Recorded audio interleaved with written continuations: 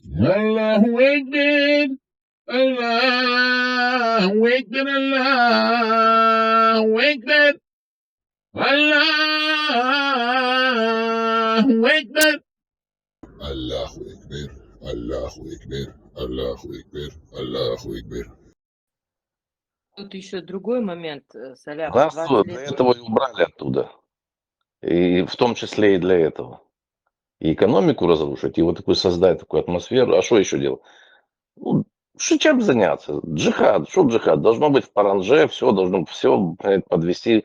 Потом мы же должны первые нападать. Чеченский джихад самый понтовый джихад в мире. Мы будем первыми в мире, которые нападем.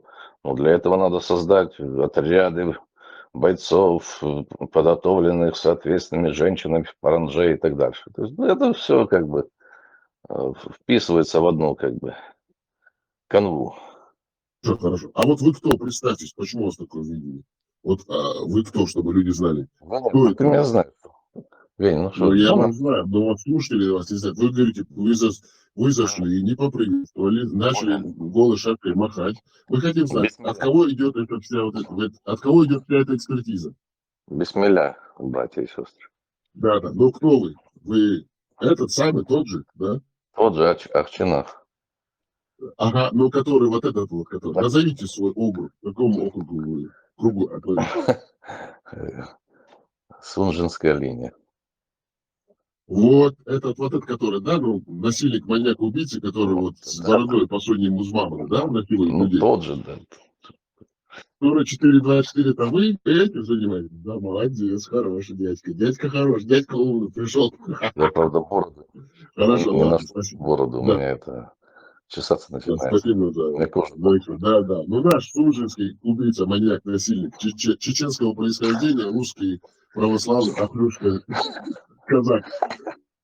Насильник, маньяк, убийца, беглый каторжник. Бертрау, а вы вот что вы скажете? Как вот возразить вот этому парню? Вы думаете, он прав или нет? Ну, человек, у которого в нике стоит Ахча, думаю, уже все достаточно. Нет, дело тут, что мы как бы понимаем, что мы можем все превратить в шутку, но он зашел, наш убийца, маньяк, каторжник, насильник, по сунне пророка Музмамуда, по Корану он все делает, мусульманин, православный, правоверный, левоверный, центроверный, разноверный. Он говорит, вот чеченцы, они стремятся к джихаду, а вы говорите, что на нас навязали, на наших женщин. И вот выходит, что вот если послушать этого наследника маньяка, каторжника, ну, казака задунайского, кубанского, ну, всех войск, что это все-таки чеченская именно ну, культура, что это произошло от чеченцев. А вы говорили буквально недавно, что это не чеченская культура и не производная чеченской нации. А вот как вот теперь возразить тому Ахчинаху? Вот как? Вот что ему сказать? Вот у вас возможность есть ему возразить как чеченская женщина. Я не Ну, если у утверждал. меня есть Ну, вас возможность. обвинил во всем? Сабурдия, это Саляф, я не утверждал, что это чеченская культура. Просто так завели туда, завели вот так А вот. кто завел тогда? Говорите, кто завел? Тебе фамилию называть? Ахчинахи, кто завел там? Ахчинахи завели или кто завел? Или казаки там завели? есть, понимаешь, у каждого процесса есть как бы персонально, есть, как сказать, заказчики, есть исполнители и Нет, так ну дальше. кто главный заказчик? Вот кто главный заказчик? Чинахи? Да какие ахчинахи там? Какие? Нас нет. Сунжин, Чтобы мы там появились обратно. Это да, надо. насильники, шахматисты, каратисты, тайквандисты, кто виноват? Подожди, кто виноват? Кстати, вот кто для вас лучший шахматист? Карпов, Ботвинник или Таль? Ботвинник вообще левый там, его там, ему Почему он выиграл Таля? Да, Он ему очень агрессивного, сильного игрока. Чемпионом выиграл Таля. Почему Ботвинника? сплавляли ему там. Сплавляли Давайте. договорные. Ботвинника не котируется. Смыслов еще нормальный. Смыслов. Таль. Таль, вопрос Таль. да, Таль это гений, да. Просто это игрок. Таль. Да, очень агрессивный игрок, на самом деле. Он жертвовал и шел вперед. Но он знал, когда жертвует. Не все так Да, просто. не, он жертвовал для того, чтобы идти вперед. Он шел вперед, жертвуя, но люди думали, что он проигрывает. На самом деле, он очень сильный был. Там ситуация какая-то, цена хода высокая в тактике, поэтому защищаться всегда труднее. Он Когда... материально проигрывал, но пространство выиграл, и потом качество в конце всегда выиграл. Как вы думаете? Правильно анализ? Качество. А ты знаешь, что такое качество? Вот скажи. Вот, объясните нашим слушателям. Я не знаю, я буду честен с вами. Я же глупый, я не знаю. Да, ты такой термин выиграть качество. Что значит выиграть качество? Ну, это когда, это, например, когда, например, ты отдаешь коня или слона за ладью, за ладью. Это называется жертва качества. Выигрыш качества, соответственно, в конце варианта, например, соотношение, ну, у кого-то конь остался, у кого-то ладья, значит, у кого ладья, у того как бы качественный перевес, ну, потому что стоимость ладьи выше. Тут вопрос спорный, Донахчу, вопрос спорный. Для кого-то кони сильнее, чем ладьи, а кто-то ладьями сильнее играет. Тут вопрос спорный. Вот если взять слонов, тогда, конечно же, кони по сравнению с ними в качественном понимании лучше. Я говорю... Это смотря какой гроссмейстер, какой игрок. Это понятие... Подожди, сейчас еще будем онлайн-школу давай организуем. Нет. Вы же затронули тему, так вы уже давайте до конца. А то вы все начинаете и все бросаете, как настоящий донской казак. Потом бежите за дом к чеченцам. Резать их, убивать. Так вы должны рады были, что а потом такие вы идете к русскому царю. Говорите, я вам предам чеченцев. Сзади вас дойду с тыла. Да, русский. Давайте, кто для вас важнее? Слоны, кони или ладьи? Он не русский царь был, он немецкий царь. Вот там была вчера тема. Убийцы, маньяки, насильники, православные, русские, арабские, подарабские члены. Убийцы, да, мусульмане. Не помню где, да. У демократов тема была. По-славному. Да. Донские казаки Нет, ладья, конь или тура? Что для вас лучше? Ладья, конь или тура? Ладья, конь или тура?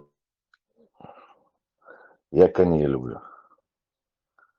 Ну, понятно. Вилочки любите, да, вилочки? Ну, укрепляется такое, значит, коневая атака. Да, я люблю пожертвовать качество, так чтобы вы было любите центр занимать. А вот когда вы с конями играете, вы любите центр занимать? Слабо поле на F5 было, там король в короткую рокированный, там ферзь с конем, все.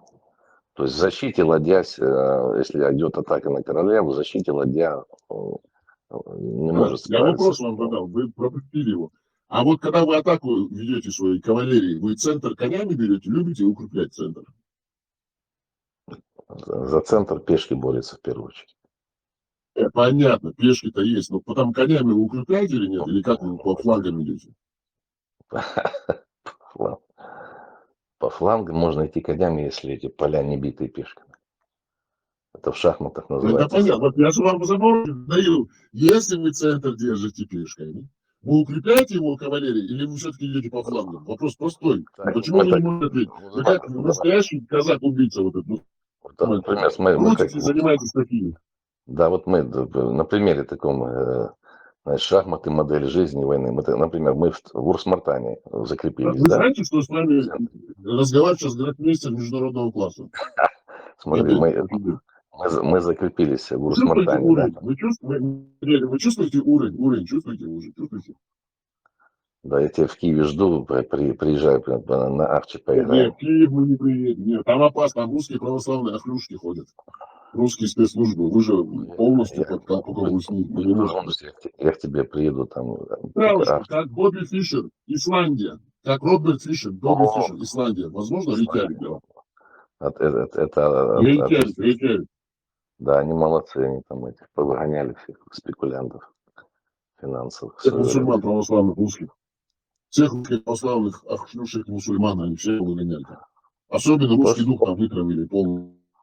Помнишь, как хотели там обуть там. У них как там в Исландии полный шариат, между прочим, афганский, балтустанского типа.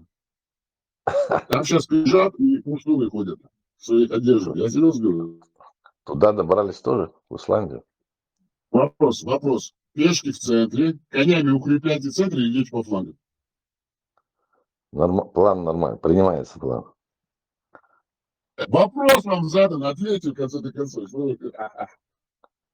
Ты ответили нет. Какой дебют имеешь в виду? Какой бы он ни был дебют, пешками берем центр. Давай, Пространство забираем. Как Карпов любил делать.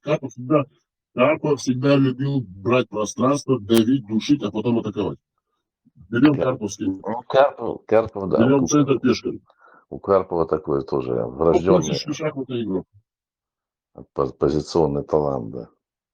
Капабланка, Да. Карпов. Его Каспаров и выиграл, что он инновационно играл с ним. Он как бы начал его атаковать по-другому.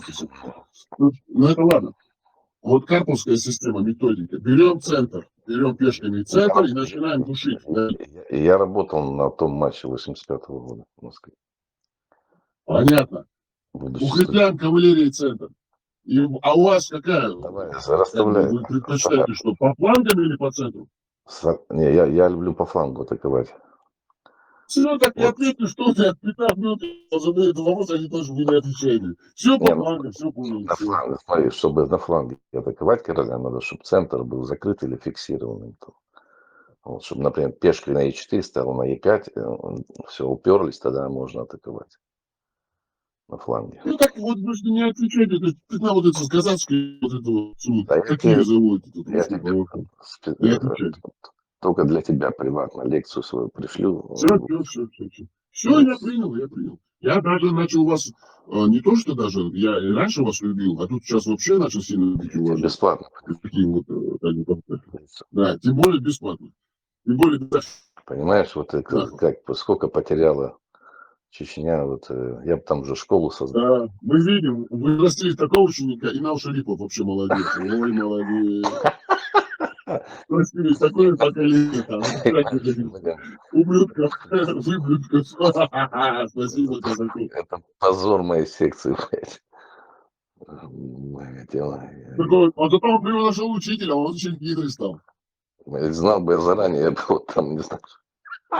Где вы, а где он? Как говорится, где вы, а где он? Превзошел своего этого гения. Он произошел. Я. Что он делал в Японии, где катается за счет госэпа. Ну, понимаешь, когда, если... Прозеваете какой-то украинской, киевской такой, однокомнатной квартирки за песневелой, там сидите, купите сушеные колбаски, там какие-то просроченным сроком сидите, там чашечку чая, там какой-то там тоже просроченный Ахмад-чай пьете.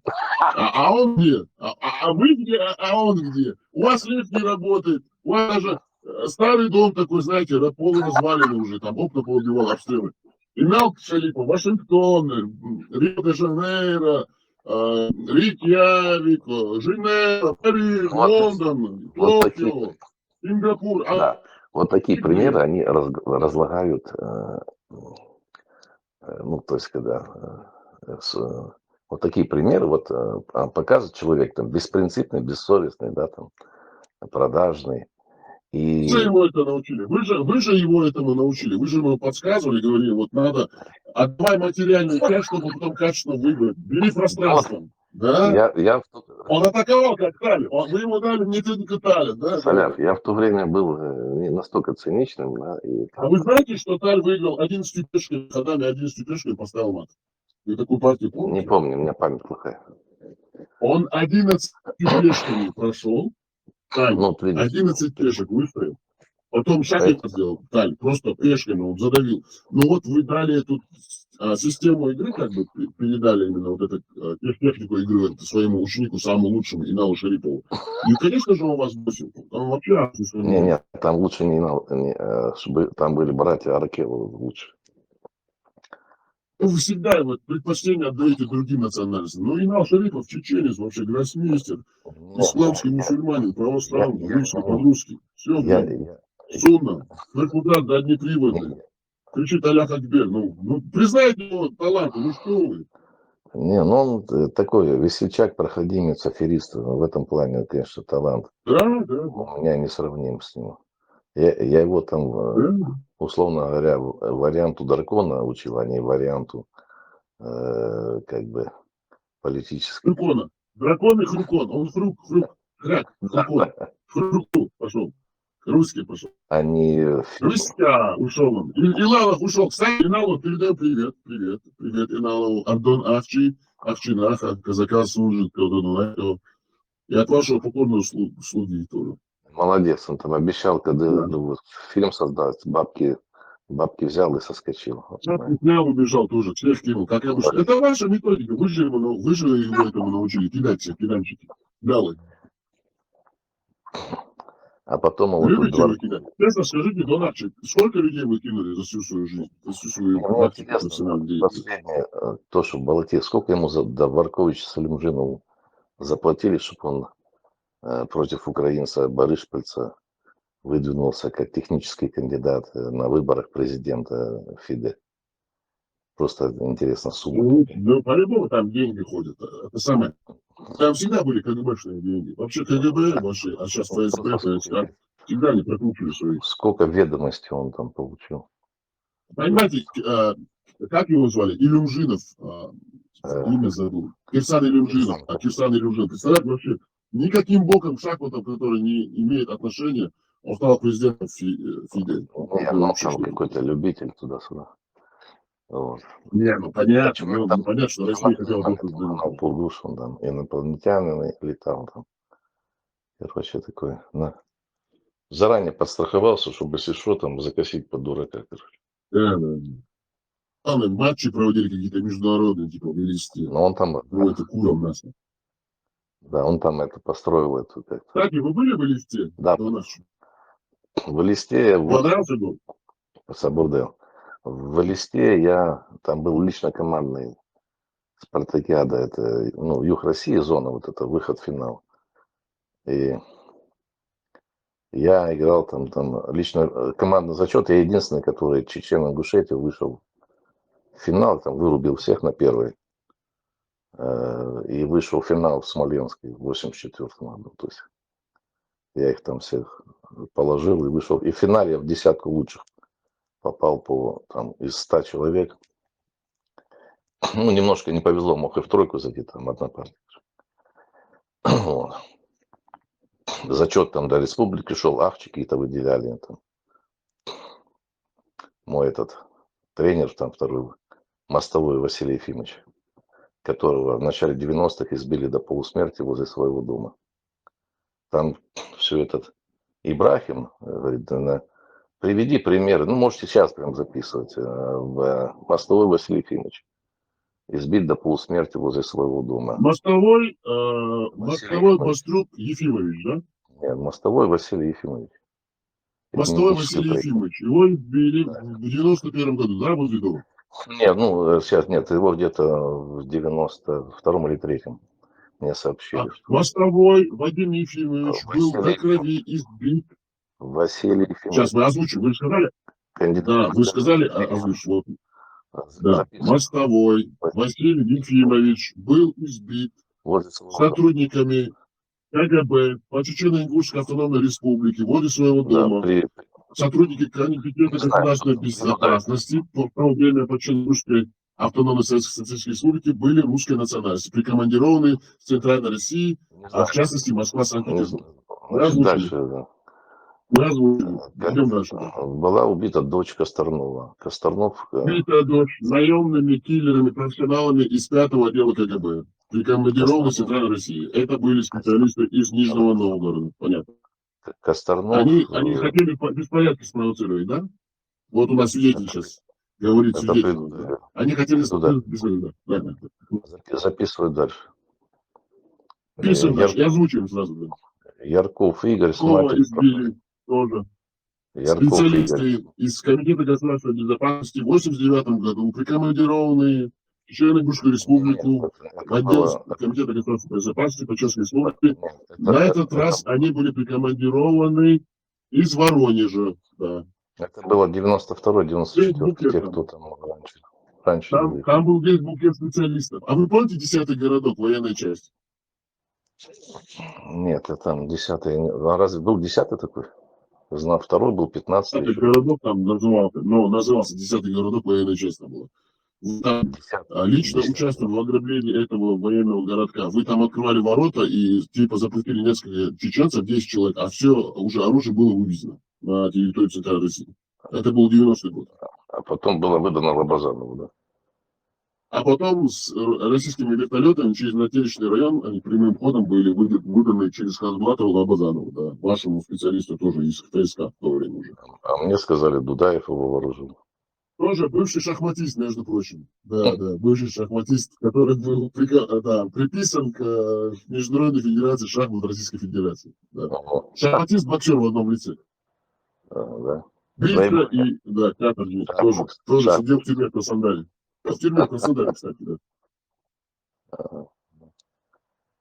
Слушай, Даша, рассказывайте нам наши. Мы любим ваши рассказы, да. Православный муслим. Православные, исламские мусульмане тоже очень христоносец. Ну, Вы вот меня оставите Святого Духа, во славу Руси работал, во славу Руси по жизни. так что там... Да, последний издох, когда последний из его дыхание, последнее дыхание у него, как бы он так что вы там... отдавал, прощался с духом. Соляр, Он сказал, во славу Руси, крикнул, во имя Христа. Да, он крикнул. Соляр, смотри. Началось падение в бездну. Можно отсчет делать. Весна 90-го года.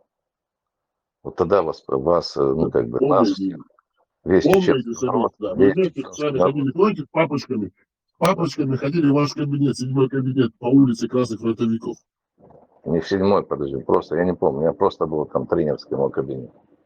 Возле обкомовских домов мы с вами там ходили, клеились к девочкам бывших обкомовских работников, пенсионеров. Обкомовские дома, это надо перейти через дорогу, вот стадион Динамо, и туда чуть-чуть вглубь. Это отдельная тема, затрагивать ее не будем в сегодняшнем эфире. Да? Обкомовские дома не трогаем.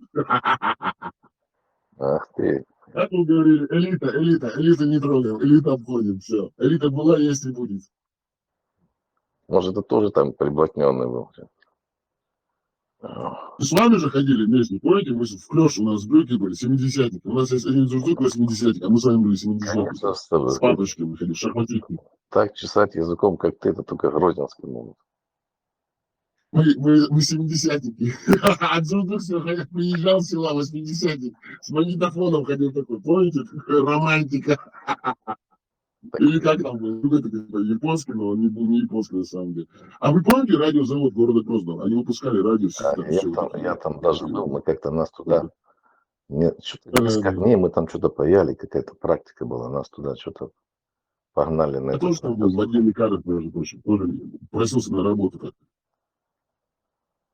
Не взяли, сказали, у меня большой интеллект, IQ большой, 66%, нам нужно 65, чтобы было. Нет, твое место на Западе, ты что там в Совке делал? Ну, вот из-за шахматистов из Хламска убежал, русский православный. Да. Правильно, сидишь на Западе и... Раскидала нас судьбинушка всех шахматистов грозненских с улицы Красных Фронтовиков. Как вы говорили, ваше бюро номер 7, да, кабинет номер 7. Я тебе сейчас проверю, там ты туда ходил или нет. Там было два чеченца такие, да, друзья-собутыльники. Они там играли, потом, когда напивались... Алкаши. Можно сказать одним словом, алкаши. Да, регулярно дрались. Фамилия назови обоих. Собутыльник, а где доказать, что это твоя бутылка? Да. Не важно. Не, он говорит, что это была его бутылка. Да нет, там я слышал про эту драку за бутылку. За чекушку. Правильно? Короче, обычно в выходные там в тренерской приходили Мавшур, Иван Михайлович, там еще там взрослые уже люди, там они сидели, начали выпивать, потом приходили эти двое, братья Карбати.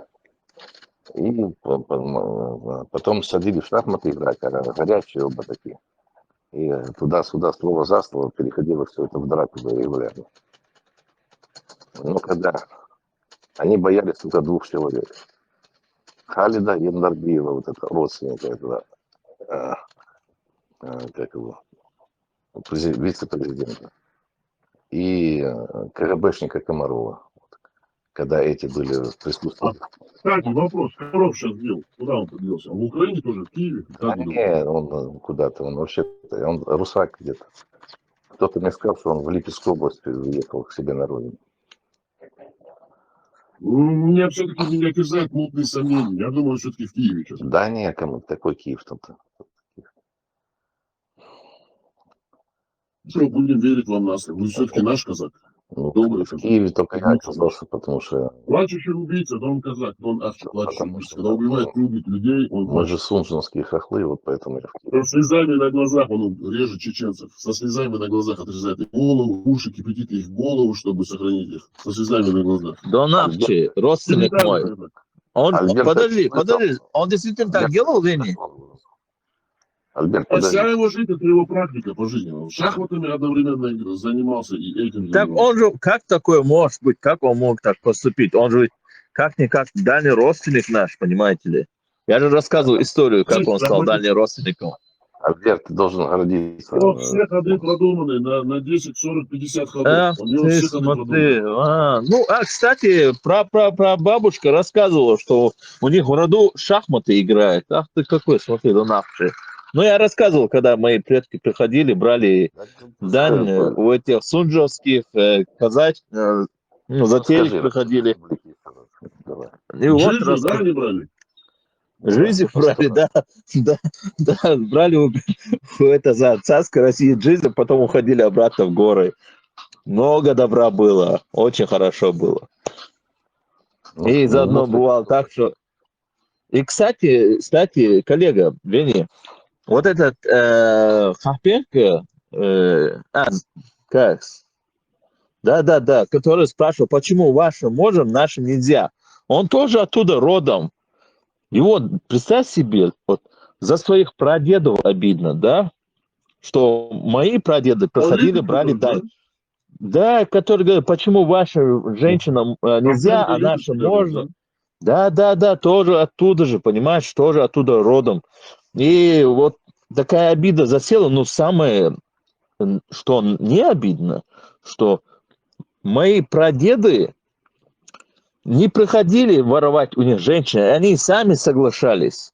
Бывало так, что ходили там, хенисти там, одна была вот красивая, мой прадед рассказывал, да, что он ходил на свидание, красивая девчина была такая, да, и как бы ее, попросили руки, она это самое. Она казачка была такая, пышная казачка, толстенькая, пышная, да? Пушечка. Не, она была такая боевая, да, и поэтому мой прадед это самое. Пышная такая, пушечка такая. Не, такой пышный, это самое в горах, она бы не выжила, потому что суровые условия, горы. Она так пышная была или стройная вот это? Если она пышка была, тогда уже было. Стройная, высокая, сильная такая, и шашка умела махать. Потом уже в будущем... А? Это производство от шашки. Не, она не играла, это самое, она не играла, она вот шашкой хорошо махала, и в будущем, кстати, когда мой прадед украл ее, не в том плане, что украл, а именно вот обратился к ее родственникам, говорит, давайте отдайте. Я понимаю, почему вы такой голубоглазый блондин. Подождите.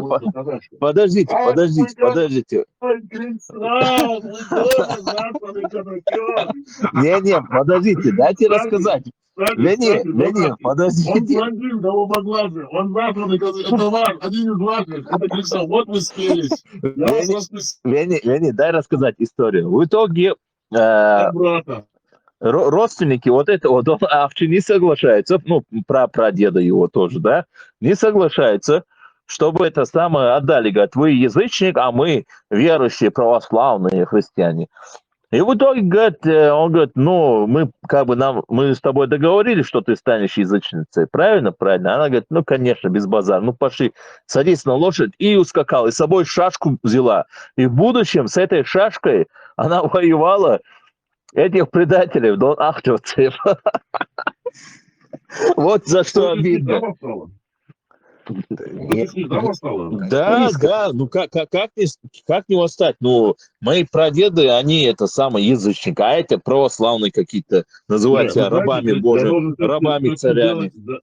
Да. Я должен все-таки сделать замечание. Значит, ваши предки есть кровь Ахчинахов, я так понял, да? Дон Ахчевский. Нет, нет.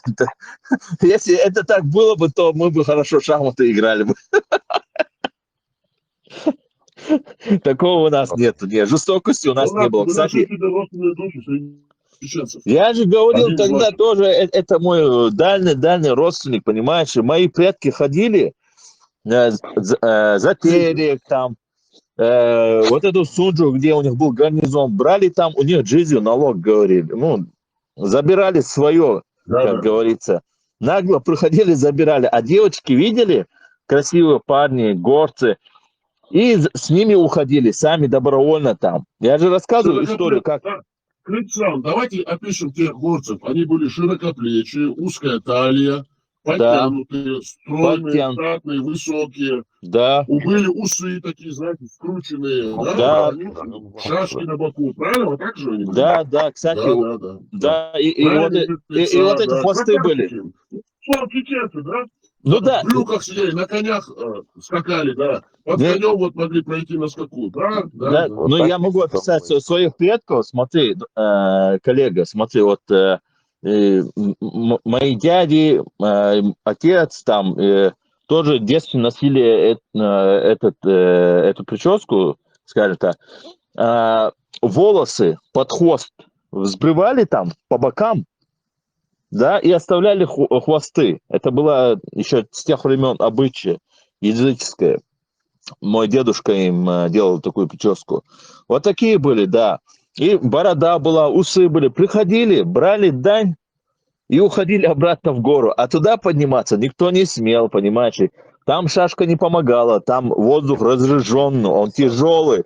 А вот эти пантагоны научились себе там. Подожди, родственник. А эти пантагоны своих шаровара там куда-то зацепятся, понимаешь ли. И плюс у них дыхалка хреновая. Курят, курильщики, пьяницы. А у нас таких не было. У нас здоровый образ жизни, прямо как по кодексу, скажем, точь-точь, как у самураев. Дисциплина такая, понимаете ли. Булатные мечи там. И порох мы там на месте добывали там.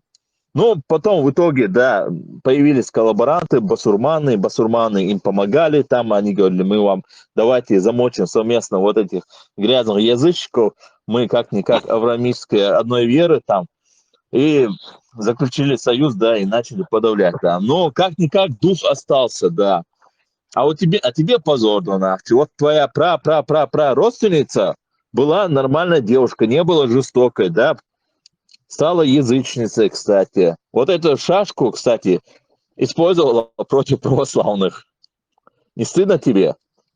Будешь писать новую историю Чечни. Нормально. Это факт, поэтому вот этот ваш Карпенко, который мы называем Харпенко, злой до сих пор. Вот я спрашиваю тебя, Дон Ахчи, ну вот он же спрашивал, вот он спрашивал, когда брал интервью у этих дебилов, он спрашивал, почему нам нельзя жениться, а вам можно? И вот я спрашиваю, почему, Дон Ахч, я могу подойти и сказать, лей, салам алейкум, будем, там шашлык-машлык, мне не откажешь. А почему, если ты подойдешь к нашим, тебе откажешь? А еще вот, своих братьев позовет, еще тебя вот толпой забьет. Вот ты проговорился. За базаром не следил, салам алейкум. Это что за салам алейкум? Это так здоровается. Не, сейчас все же здороваются, мы же православные мусульмане во Христе, понимаешь? А вы слышали как-то? Илейкум салям. Да, илейкум салям, да. И это самое, смотри, Донахчи, мы православные мусульмане, яхуды во Христе, понимаешь? Как бы у нас так здороваются, когда подходят, там, ты говоришь за базар, не базар, как это?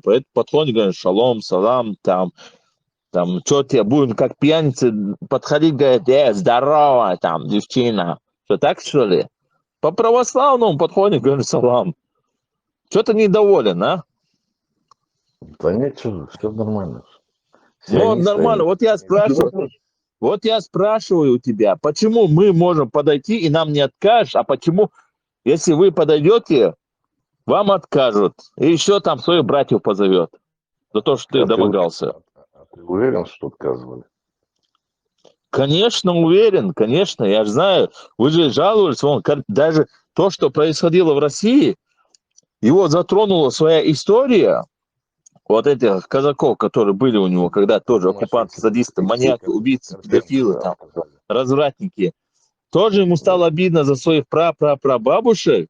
И вот это его мучило. И начал предъявлять, почему вы вот это, почему вам можно, нам нельзя. Там обиженно такой поросенок сидит, там хрюкает. И вот я спрашиваю, опять же, действительно, а почему вот нам не отказывают, а вам отказывают? А ты говоришь, ты уверен, ты уверен? Конечно, уверен. Вон, я выйду, я тебе могу показать. Значит, подай Сабурды, значит, там в первом микрорайоне, в 56-й школе была подпольная секта карате. Администрировал ее Сашка. Там Русаль был Сашка, разведенный. Сашка убийца, да? Давайте его кличку тоже. Сашка убийца. Да. Головорез. Вот он не боялся ходить с чеченкой 18-летней. Они потом уехали вместе. КГБшник был же, правильно? Давайте, Сашка убийца, головорез, он работал, не штатный работник КГБ, хотя был штатный даже. Звание было капитан, мы знаем.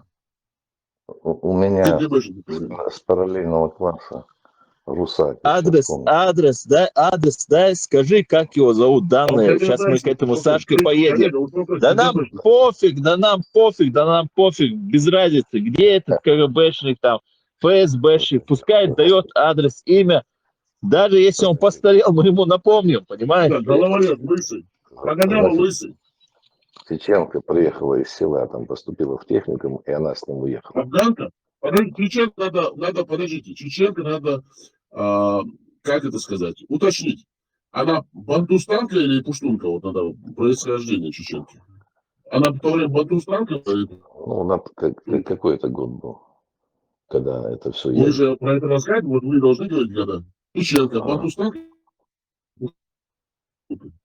Ну, они раньше уехали. Да, он с ней... Ближе к чему она подходит? Пуштунки или бантустанки? Кто она может быть? Типично чеченка по внешности. Подожди, она замуж вышла или просто загуляла? Она замуж вышла или загуляла? Подождите, слушайте, коллега. Не, это важно. Я вам вопрос. Бантустанка, подождите, сейчас вы поймете. Бантустанка, чеченка бантустанка, с села приехала. Подождите, Донарчик, уточняем. Чеченка бантустанка приехала в город, Грозный, столичной республики, автономной республики. Да. Дальше рассказывайте. Ну и познакомилась с Сашкой. И что лысый, убийца, говорит, КГБшник, да? С ним нормальный парень.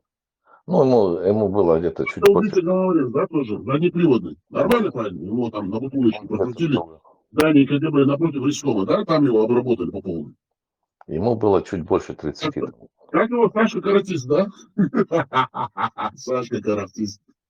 Каратист, Сашенька. Вы сами выдаете секрет. Нельзя. А вы знаете, что такое по-чешски карах? С параллельного класса у меня...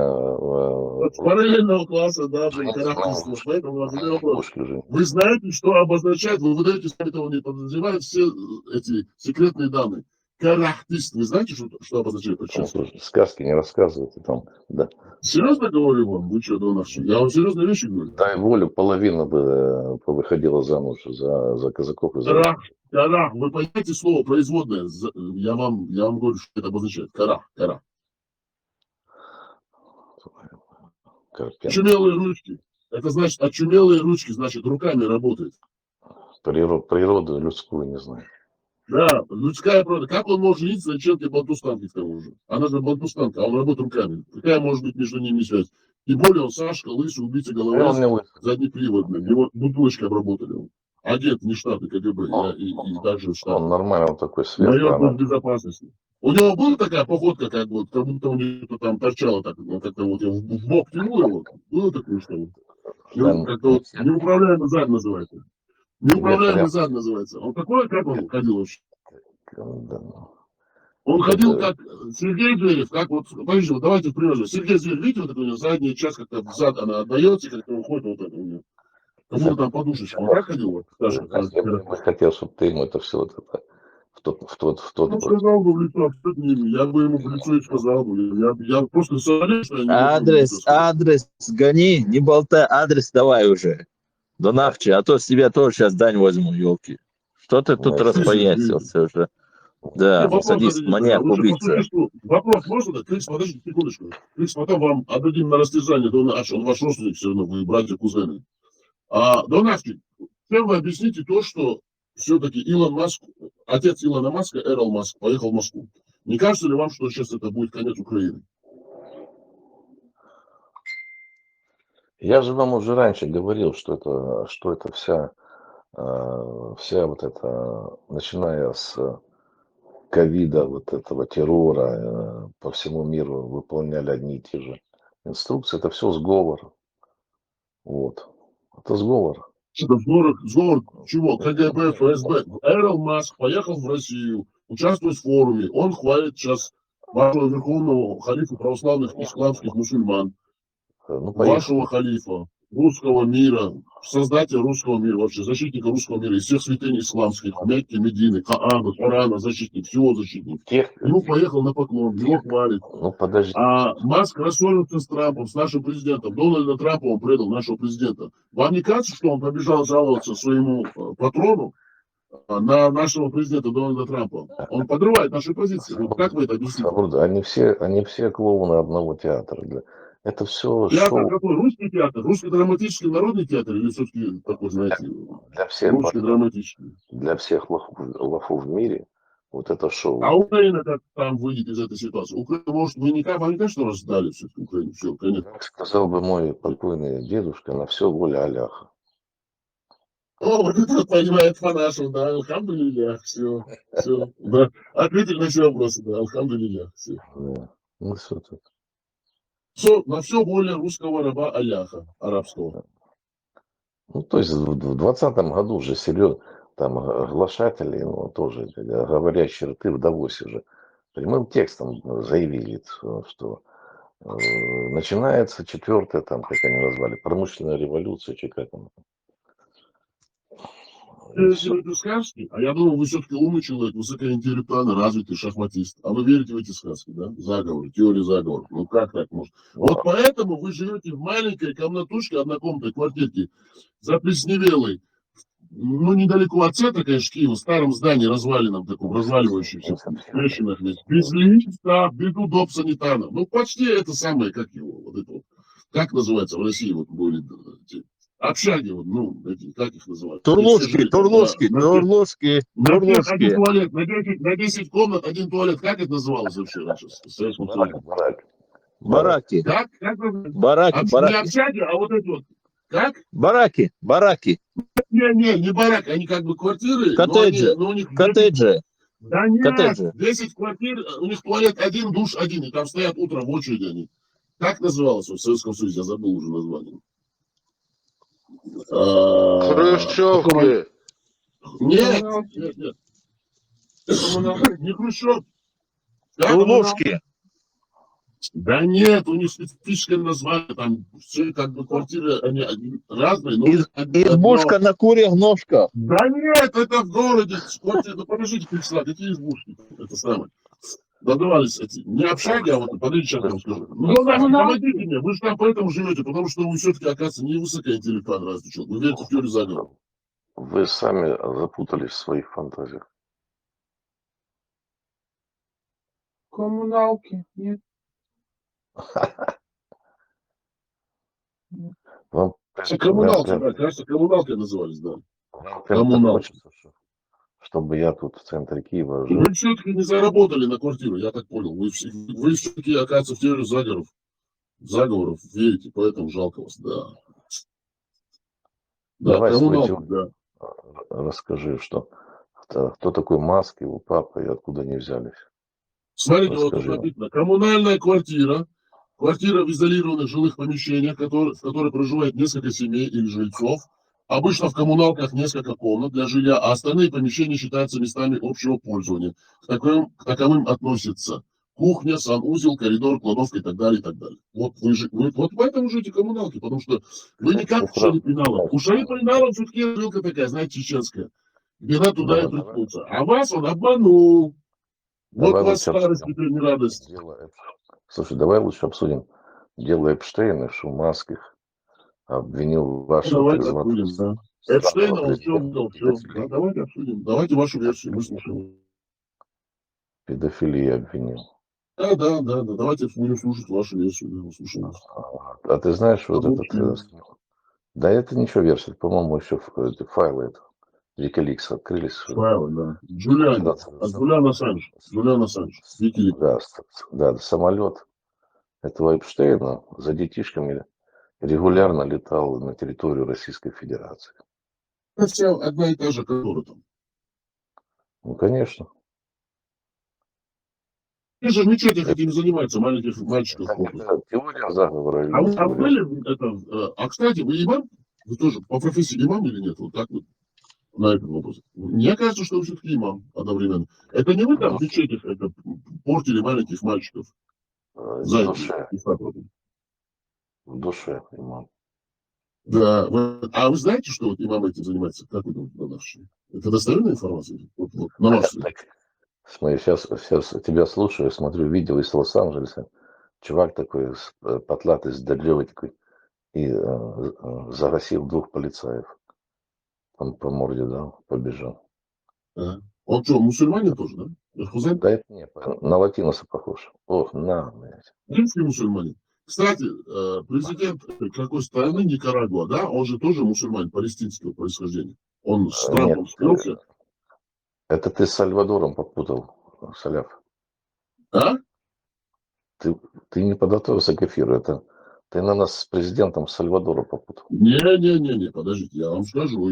Он палестинского происхождения, президент, Значит, который принимает. Никарагуа. Сейчас я вам скажу. Президент, принимающий. Он палестинского происхождения. Он араб, мусульманин. В Гугле посмотри, Да? может, я ошибаюсь. Давай. Да, говорите.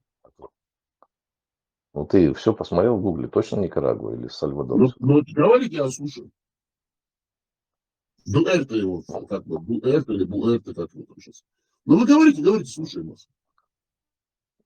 Да что слушаем? Ну, говорите, вашу мысль развивайте. Шатаешь тему, тут мысли не дают собраться в голову.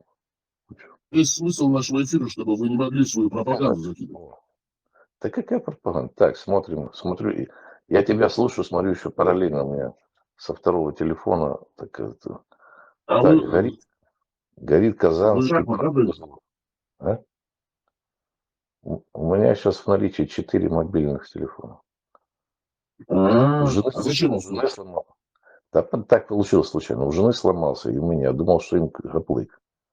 А дал тут хлопцам, которые тут ремонтируют. Они оба все сделали. А мне пришлось новый купить. Ну, новый нормальный, чтобы Android там. Теперь у меня получается 4. Ну, там у тещи один. Ее смартфон скоро сдохнет, вот я ее отдам, у меня 3 останется. Не, на один у меня... Теща отдаст, да? Конечно. А почему не теща тебе? Смотрите, клик, смотрите, секундочку, сейчас будет очень интересно. Кстати, вот этот вот президент, его за имя Наиб Букеле. Наиб, это значит обмануть. Он принимает мигрантов из Соединенных Штатов Америки. Серьезно, он палестинского происхождения, араб, я его изучал, историю. Наиб Армандо Букеле Ортес, сальвадорский политический государственный деятель, бизнесмен, президент Сальвадора. Сальвадор. С 1 июня 2015 года. Сальвадоровцев? Ну, понятно, ну, ошибся там, ну, ничего страшного, не рядом 2 страны. С 1 июня 2015 года. Штраф, больше штрафов. Да, согласен, штрафуйте. Штрафовали, могу? Давай, продолжи. Да. Да, да. Родился 24 июля 1981 года в Сан-Сальвадоре. Учился в Центральноамериканском университете имени Хосе Симеона Каньяса на юридическом отделении, но решил приостановить свое высшее образование, чтобы посвятить себя семейному бизнесу. Вот. Вот этот вот он, вот этот вот Наиб Букеле, сейчас мы ему расскажем его происхождение. Сам он палестинского происхождения, тоже диктаторские замашки, исламские, мусульманские, арабские у него. Все это проявляется в нем. Русские. Поэтому с русским очень хорошо дружит. Наиб Букеле, Наджиб, смотрите как. Наиб Букеле, Наджиб Абукеле, это полное арабское имя, родился 24 июля 1981 года в Сан-Сальвадоре, мать Ольга Ортес де Букеле, отец Армандо Букеле Катан. Был бизнесменом, смотрите, очень важно, заостряю ваше внимание, Стоп, подожди. он был завербованный также КГБ в то время, завербованный КГБ арабский палестинец. Да. А подождите, рассказываю, я вам справку обязательно. Он не хочет, чтобы ты рассказывал правду. Рассказывай. Подождите, расскажу. Дайте расскажу. Был бизнесмен, имамом палестинского происхождения и влиятельной фигурой в политической жизни Сальвадора.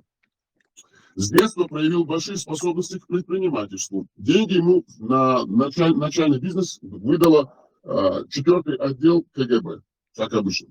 В 18 лет он уже руководил компанией, учился в Центральноамериканском университете имени Хосе Симеона Каньяса на юридическом отделении. Однако решил приостановить свое высшее образование, чтобы посвятить себя семейному бизнесу. Является собственником компании Yamaha Motors El Salvador, которая продает и дистрибьюирует товары компании Yamaha в Сальвадоре. Является директором, президентом компании Абермет САДСВ. Вот. И тут про него полностью рассказывается. Вообще он араб сам по себе. Он араб. Он палестинского происхождения араб. И поэтому, когда вот началась вот эта вот катавасия с тем, что вот все страны отказываются, говорят, что это диктаторские замашки, что это все-таки человеконенавистническая политика, а мы задавали себе вопросом, администрация канала, а также все комитеты Госдепа, Конгресса и Сената США, почему не из Сальвадора, мексиканцев, никарагуанцев, венесуэльцев, у него такая большая тюрьма, там все это называется. И мы поняли, когда изучили его данные, его биографию, что он все-таки араб, палестинского происхождения араб, и что его отец давно сотрудничал с КГБ. И это вся компашка, Дональд Трамп, который, конечно же, имеет связи с КГБ России. В конце 70-х, начале 70-х он был завербован посредством чешской манекенщицы. Также Илон Маск, вся их фамилия тоже, вся их семья тоже завербованы, потому что южноафриканские нацисты, расисты, ксенофобы, фашисты. Элмар, вот эта вся семейка, она работает на КГБ, на ФСБ сейчас. И вот поэтому они принимают, они делают все, что выгодно России, чтобы подорвать безопасность в стране, Соединенных Штатах Америки, чтобы создать политический конфликт между Конгрессом, Сенатом, Госдепом, а также администрацией Белого дома. Вот видите, как везде, где арабская рука исламская, там всегда проблема. А где арабская исламская рука, там всегда русские. А русские, как мы знаем, полностью владеют Алляхом, потому что черный каменный истукан, который находится в Мекке, один из главных истуканов, является арабским, русским рабом, который делает все, что выгодно России, Российской империи. А пророк Мухаммад – это просто правая и левая рука, вооруженная Русской империей. И все, что происходит в исламском мире, происходит по указке и указу из ФСБ, Кремля и России. Вообще весь мусульманский мир, он стоит на службе у России. И поэтому Наиб Букеле, его даже имя само за себя говорит, Наиб Обман на арабском, он работает на русню. А Дональд Трамп тоже выполняет госзаказ ФСБ, Кремля и России. Вот такая вот связка получилась. Как вы думаете, что вы на это скажете, Донаш? Согласен полностью. Ну, а что? Правда есть правда, с ней надо соглашаться. К нам присоединился мусульманин 80-м, Джудзукеди, который скоро сядет и ответит по закону Российской Федерации за призывы к насилию, межнациональному нетерпению, нетерпимости, межконфессиональным религиозной нетерпимости. Джудзукеди, кстати, мусульманин себя декларирует 80-ник. Мы можем ему даже слово сказать. А с нами мусульманин 70-ник. Криксраун и Дон Ахчи. Родственники, кузены, кстати. У Криксрауна казачка пышная, прабабушка, а Дон Ахчи мусульманин тоже православный. Вот такая у нас связка. Смотри, что они там, Джудзукеди, какими-то ряжеными казаками решили регион укрупнить. Это что там? Джуркетия хочет восстановить Суджинский округ казацкий, как вы думаете? Чтобы расколоть Ингушетию, Чечню, клином вбить туда казаков. Вот у Джуркетии такой план. Он хочет выдать Да, у него еще есть план отдать земли кумыкам, кстати. Вот его план. Джуркетия наглым образом хочет клином вбить туда суджинских казаков между ингушами и чеченцами. И главное, по обе стороны административной так называемой линии, которой вообще никогда не было между чеченцами и ингушами, он с двух сторон хочет отхватить эти земли и дать казакам до главного Кавказского хребта. Вот такой план у Джуркетии. Чисто вот русская имперская политика.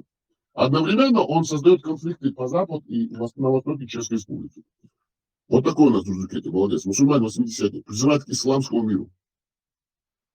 Вот Проблема гиды Руси. ряженым казакам. Каждый казак, да, тоже засланный. Кумык. Кажется, он кумык даже. Мне, знаете, складывается подозрение, что Джуркетия все-таки не чеченец, а кумык. Потому что он больше все-таки... Да, кумык, брат, кумык. Он кумык. Это он кумык. Не чеченским казакам хочет подать, а ряженым. Джуркетия, что вы скажете в свою защиту? Вам слово, ваш микрофон включен.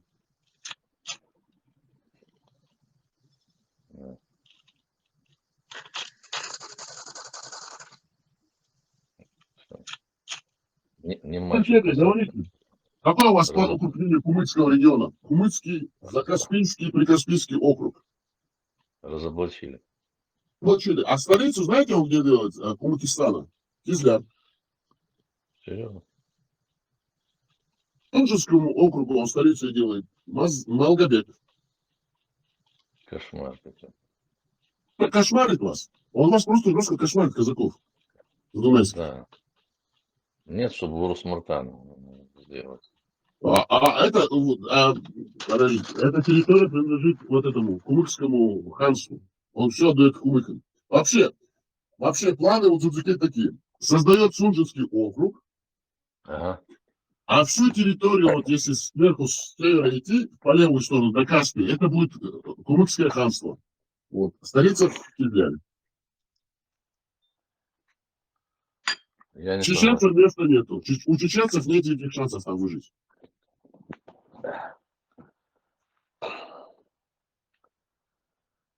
Вам, казакам, Да. хорошо будет, вам-то он все отдает. Я не Должны согласен. побежать. Но Меня такой расклад не устраивает. Я хочу, чтобы казаки были локомотивом возрождения Чечни. Настоящий. Чтобы он вам крепость восставал, Чунахи. так он вам все отдает. Короче, Он вам все отдает. Он вам все буквально отдает. не, он хитро задумал. Это конкурирующая фирма. ни в коем Знакомо случае. такое выражение? Хитрозадый. Да. Среди чеченцев в последнее время очень много развелось хитрозадых мусульман, кверхузадов, заднеприводных, мусульманских православных, исламских, русских православных ахшушек. Вот все они вот такие вот хитрозадые. Как это понимать? А может быть, это все-таки последствия того, что во время их исламского воспитания и преподавания в мечетях, как это называется, медресе, ими занимались вот такие вот нечестные, ну как сказать, имамы, как это говорят, как бы сказать, слово забываю, конечно, по-русски. Нечистые на руку, ну, эти шейхи, имамы, которые занимаются преподаванием исламских наук, они занимались тем, что они коверкали им судьбы, использовали их как материал для своих забав, телесных услад. Поэтому это все-таки потом сказывается впоследствии. Устазы. Ну, это эти шейхи и имамы, которые преподают в мечетях. Да, устаз называют, да. Да, вот они занимаются тем, что они расливают малолетних мальчиков там, во время преподавания исламских наук. А потом это скажется, когда они уже начинают становиться взрослыми. И поэтому у них такое приклеится к ним определение хитрозадый. Хитрозадый кверхузад заднеприводный. Да. Что-то на самом деле русская культура, арабская, которую нам русские занесли через арабов. Ну а все это русская кухня вообще. Хитрозады и кверхузады заднеприводные. Сунжинский округ, так что возвращайтесь в Волгодон. Когда, блядь, Продавайте такое свою вот эту коммуналку, продавайте свою коммуналку в Киеве, возвращайтесь в Волгоград. Все, все будет хорошо. Не-не-не, я Я добровольно ну, туда дом не... развалится, у вас там одни трещины. После русских бомбардировок Киева там уже ничего не будет, не подлежит восстановлению. Все, все Я в лучше, трещинах, возвращайтесь. я лучше буду в подвале жить, чем туда пойду. Возвращайтесь в Волгоград, возвращайтесь на родину.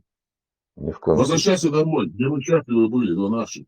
Возвращайся домой, Это знаешь, возвращайся ко мне, возвращайся сюда, где мы счастливы. А то такой сидит хитрозадник, кверху назад, задний привод, Дзурдзук говорит: возвращайся, я 70-ник, а тут 80-ник. я даже не Дзурдзук, знаю, вы будете защищать свои позиции? сколько арчи нужно, чтобы меня заманить. Все, уже его, больше всех говорит, он знает, что- его разоблачили, и все узнали, что он кумык, он, оказывается, нищенец. Поэтому Да, да, наш поэтому кумык он, несчастный.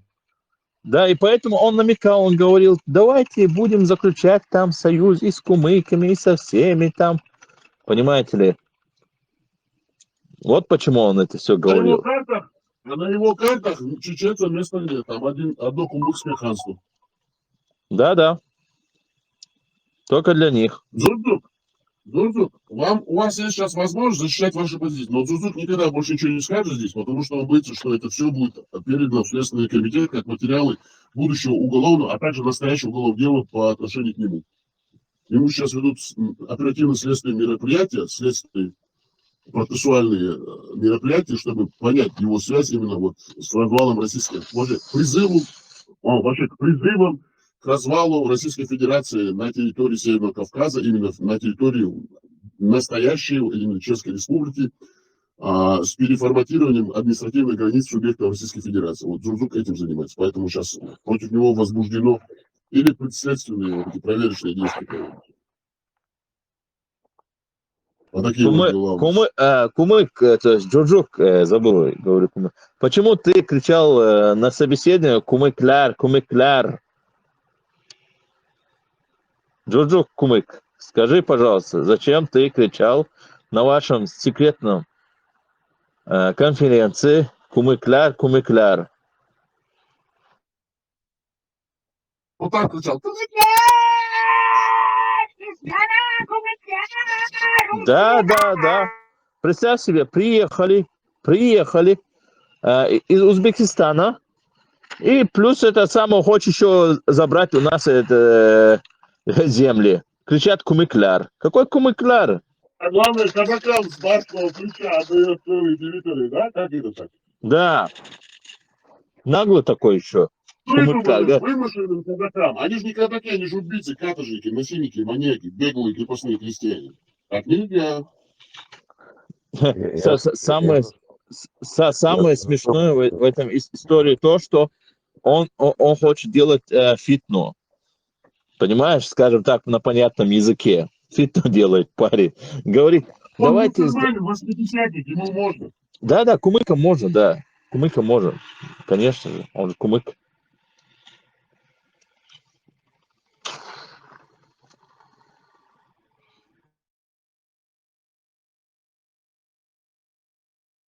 Кумыкляр, Ислама!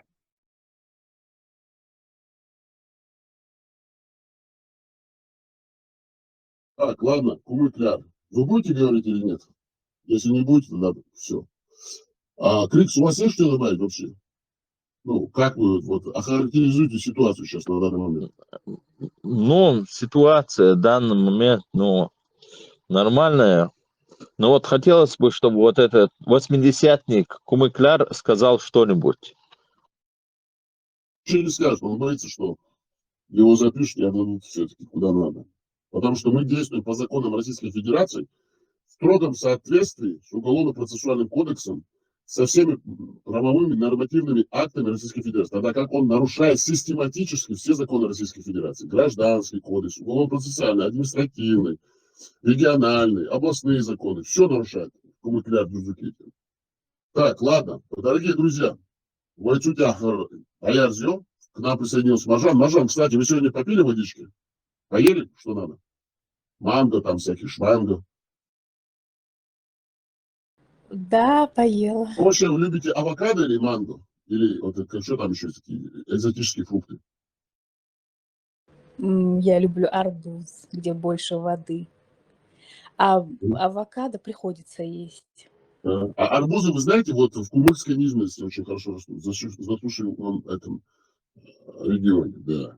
А вы знаете, что, между прочим, арбуз чем является? Он фрукт или овощ? Вот как вы ответите на этот вопрос? Фрукт, наверное, не знаю. А, Вот. этот Ягода, ягода. ягода. Да, это Какой ягода, фрукт? да. Ягода. Это ягода, на самом деле. Школцеях, но ошадуй. Ничего страшного, не ругайтесь, кумыкляр. Кумыкляр! Тас, Джорджу Кейти, висхалам. Нама о, Да. Джорджу Кейти. Хотим сказать, Нама о, Джорджу. да, хотим сказать, подчеркнуть, к кумыкам у нас никаких претензий нету. Кумыков мы любим тоже, уважаем, ценим. Они наши братья. Все. Да, тоже православные мусульмане во Христе, да, против ничего не имеем, Все да. наши братья. Маржан, у вас есть что добавить еще? Что-нибудь есть добавить? Да, есть. Вот про казаков вы все говорили. Я вот вспоминаю, у меня в Грозном, когда я жила, было несколько семей, казаки, 2-3, я с ними дружила. У меня были подружки, я так их любила. У меня такие теплые воспоминания о них. Очень от души мы дружили. Я Вот же это вот говорю, у песня, меня прабабушка, это Да. казачка, только она решила к нам примкнуть со своей шашкой. Сказали, ах, какие красавцы джигиты, а. Они и А, вот, красивые, да. и у них Пышные. вкусно. Они же Да, пышные такие были, да? да, Пышные. Салям, Обычно прекращай, казачки пышные. не оскорбляй, Салям, не была она пышной. Она была стройной, красивой девушкой. Увидела Они стройного были, красавца, они джигита. были пышнотелые. Не, подождите, я скажу. Они Не, были не, не, пышнотелые, большие, мощные. И вот эта вот песня подходила к вашей дружбе. И я так страдала, я так любила. Позови, но ты не кричала. Да, вот такая там что-то у вас была связка, я так понял. одним словом, не любишь ты казаков. Пышнотелые, мощные казачки. Вот, кстати, а ты заметил, Дон Ахчи, как обиделся, когда узнал, что прабабушка решила уехать вместе с теми, у которых брали дань, и у его предков, кстати. Мы же джизы у него брали, говорили, а ну давай быстро сюда. Все забирали, ничего не оставляли. Да. Кстати, Джуджукетти недоволен, наш Кумыкляр недоволен, что мы брали. Он говорит, а почему? Да, А это 80-ник, да. Да, и плюс говорит, нам надо вместе союз строить, нам надо то делать. Ах ты смотри, союз с кумыками, с этими печенегами хочет строить союз. Ты что, Джуджукет, думаешь, мы дураки не знаем? Мы здесь каждого изучаем, сканируем, понимаешь? Здесь такая технология работает.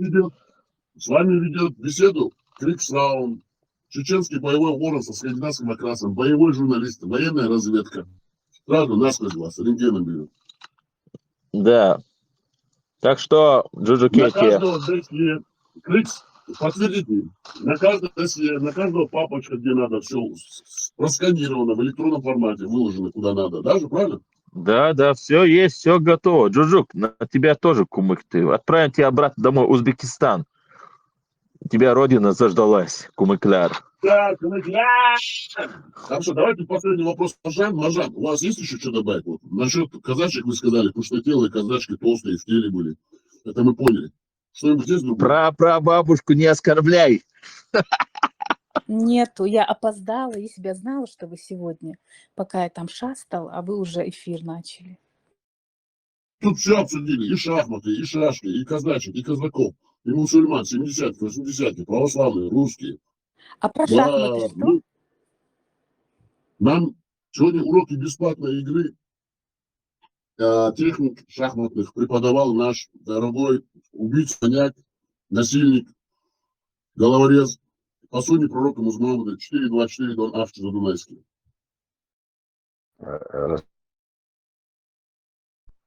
А он шахматист? Великий гроссмейстер. Он с Карповым играл. И он Ботвинника тоже обслуживал во время его чемпионских титульных игр. Не слушайте, обманывают. Ну, этого Соляфа я обыграю вслепую. Соляфа расставляй. Я буду лежать на диване сейчас вслепую. А я с тебя дань возьму, как мои предки брали у твоих. Да ты мечтай дальше. Ну, Соляф, расставляй. Донарчик, вот эта Это шахматная история. доска, смотрите, шахматная доска, Донарчик, Наш. вот все ходы, все вот цифровые вот это именно, в буквенном порядке вот эти все ходы, я буду вам не видя говорить, и вы все равно проиграете. Вы все равно проиграете. Я даже смотреть на шахматную доску не буду. Я просто начну. Я вам даю возможность играть белыми. Ой. Ты уже там включил. Сыграть 5 Лауреат, ты партий, тоже шахматист? Ты уже программу. величайший, один из величайших. Великий. Поэтому меня называют благословенный, великий. Все знаю. Чемпион. Поэтому наши меня любят, уважают. Вы знаете, потенциал интеллектуальный просто зашкаливает потенциал интеллектуальный. Он уже чувствует вот даже через вот этот вот голосовой через вот эту голосовую связь, конференцию, так скажем, он видит потенциал вот именно шахматиста, уже чувствует, поэтому он так сильно и не навязывает игру, не хочет меня вызвать на бой. Я же говорю, я просто вот Е6, Б4, вот так вот буду с ним играть, даже не смотря. Кстати, это меня тоже позови, когда вы будете играть. Я, как мои предки, хочу дань взять. Он сказал, что он телефон купил новый, хотел бы отжать у него мобилы. Смотрите, По вы должны дедовски. понять, кто в шахматах хоть чуть-чуть разбирается, он должен понимать, о чем я говорю. Я не только просто с ним буду играть через вот так вот, посредством именно ходов, в буквенно-цифровом порядке. Я даже на его позиции шахмат не буду смотреть. Знаете почему? Потому что я буду вынуждать делать такие ходы, которые я буду его заставлять умственно, заставлять его делать те ходы, которые именно в той манере игры, которую я ему буду навязывать. Например, если я выдвигаю пешку в центр, то я делаю это для того, чтобы он именно пошел той фигурой, которой я хотел бы, чтобы он пошел. А он сам того не понимая и не зная, не ведая того, будет ходить тем ходом и той фигурой, который я уже запрограммировал для него. Вот какой здесь уровень. На доску я даже смотреть не буду, мне это не надо. Я даже не буду интересоваться расположением его фигуры на его половине шахматной доски. Вот такой здесь уровень. Как вы на это до нас отреагируете?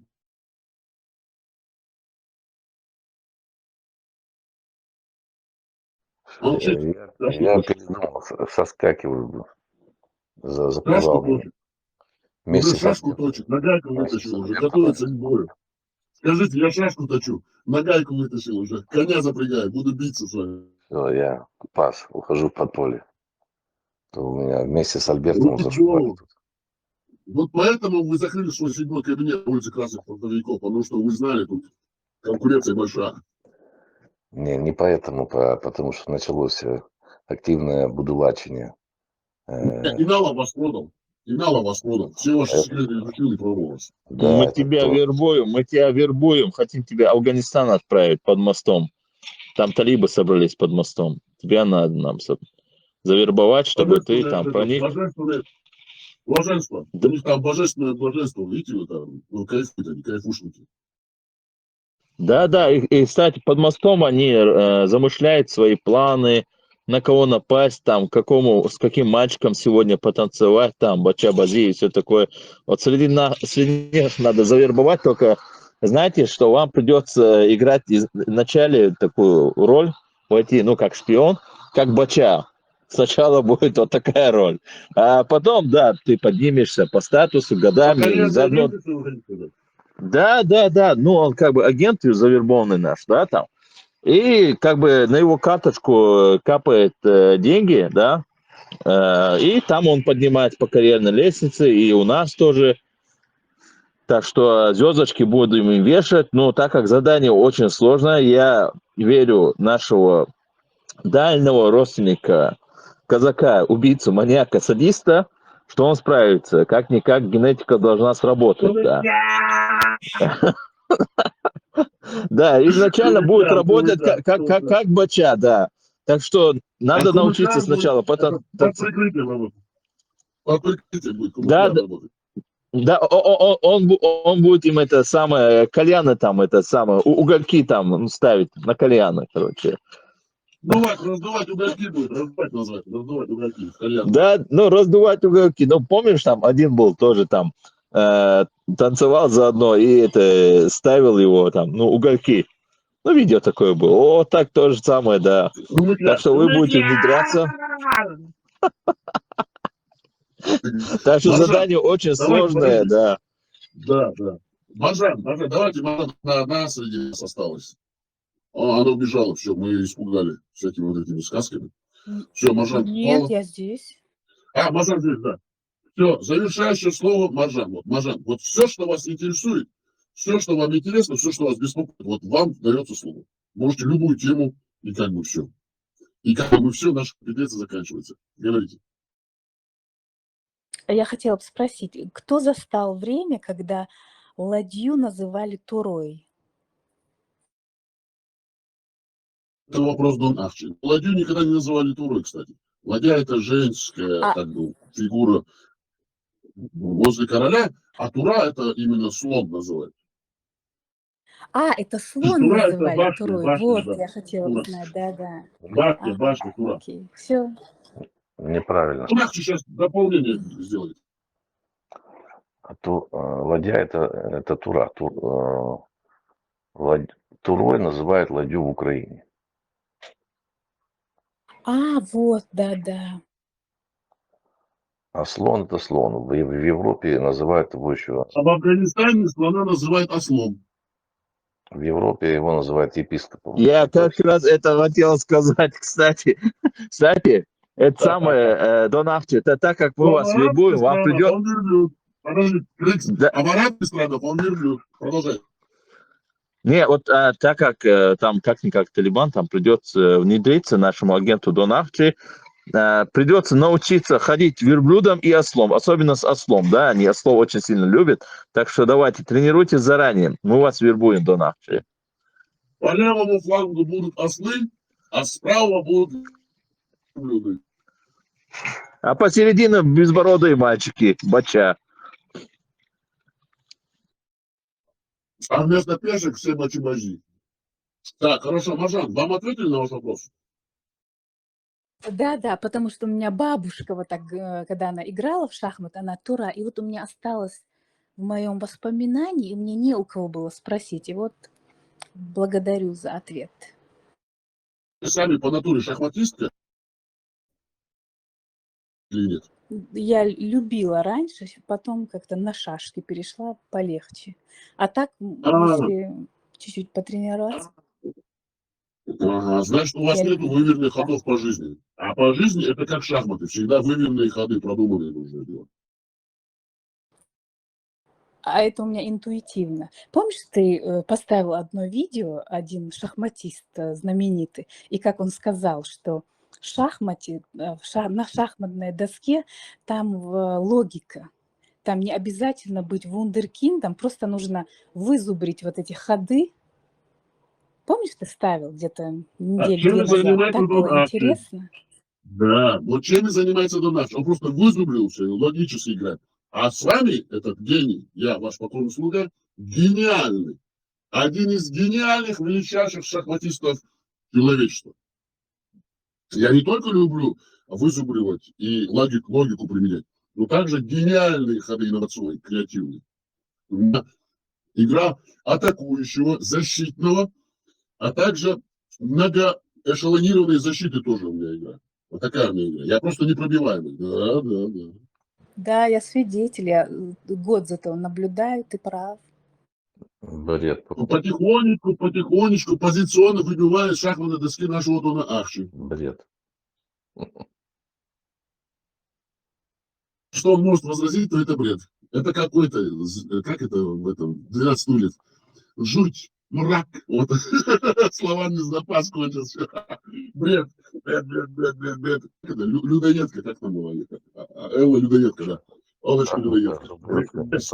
Жуть. В шахматах надо знать законы шахмат, правила. Всё понятно, да, всё Ведение, понятно. тут фигуры, там общие Давай, стратегии, пока. тактики. Есть универсальные Да, правила, да. научные. Староиндийская защита, защита такого-то, такая-то, английская, там все вот это, да, понятно. А вы говорите, я наблюдаю, год наблюдаю за нашей игрой шахматы. Вы видите, как мы играем в наши шахматы? Да, я вижу, как ты манипулируешь красиво. С Дон Ахчи мы играем просто в блестящие шахматные партии. Обожаю игру Дона Ахчи. Он атакующего, одновременно защитного плана игрок. Любит атаковать по флангам. А где вы играете? И не у нас это самое. Вы же с ним это самое. У нас очень, между прочим, духовно глубокая связь с ним. Мы в интернете играем в шахматы. Да. Он же учитель, гроссмейстер. Он обманывает людей, говоря, что он такой специалист на самом деле. Но я ему как даю поблажку, не раскрываю всю его подноготную. Пускай зарабатывает денежку, ему сейчас тяжело в Киеве. Он все-таки живет там в коммуналочке. А я уже как бы заработал жизнь даже на своих вот внуков, правнуков, как бы, игрой в шахматы. Поэтому я как-то отношусь к этому благосклонно и снисходительно. Я даю ему заработать денежку.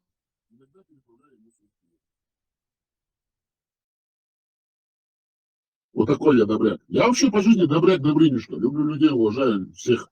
Это самое... Да, Извиняюсь, коллега, извините, пожалуйста. да. Я Коллега, хотел завершить мысль. да. Хорошо, завершите. Да, я хотел просто сказать, люблю людей в любой их, как сказать, в любой их ипостаси, любых рас, национальностей, любых вероисповеданий людей я люблю, на самом деле. Обожаю, просто люблю человечество. Я вообще сам по жизни, по сути, свой гуманист. Поэтому я эту всю любовь им передаю посредством вот этих вот прямых эфиров и говорю им, любите друг друга, дорогие люди. Жизнь одна, а наш общий дом – это планета Земля. Но, мы подчеркиваем, каждый должен найти свое место под солнцем. И в этом месте под солнцем, среди всех вот этих, в этом многообразии мозаики национальностей и государств, Чеченская республика была, есть и будет, имеет право на свое существование. Мы будем всегда за это бороться, настаивать на этом и защищать наш национальный интерес. Вот и все, что мы пропагандируем, вот и все, что мы несем в массы. Да, Крис, можете завершить свою мысль. Да, может, все-таки наш кумыкляр что-нибудь скажет, Джуджу Кетти? Он не скажет, он ничего не скажет. Джуджу, скажите. Джуджу, я ради тебя даже скажу, кумыкляр, скажите, пожалуйста, что-нибудь. Вот. Почему вы ходили среди нас, такой кумык, говорили, что вы вот чеченец, еще говорили, что вы православный чеченец, да? Вот зачем вы обманывали людей, а? Вы думали, мы вас не раскроем, вашу аферу, вот все это. Кумыкляр. Дадуть театр. Причем тут Кумыкляр завелся, кумыкляр, да, завелся, кумыкляр, да, пожалуйста. Я сейчас освободился, я не один был. Я имею в виду, если я делаю союз, чеченский союз с казаками, с кумыками, с нагайцами, я что, им должен? Не могу понять. Во. Именно с ними.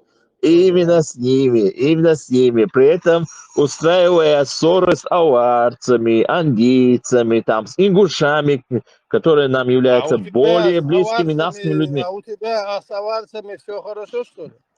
У меня никаких проблем нету, как-никак это коренное население. Должны быть с аварцами. У меня не должно быть. Подожди, Это... если ты чеченец, у тебя проблема с аварцами. Как у тебя нету проблем? Какие у меня проблемы с аварцами?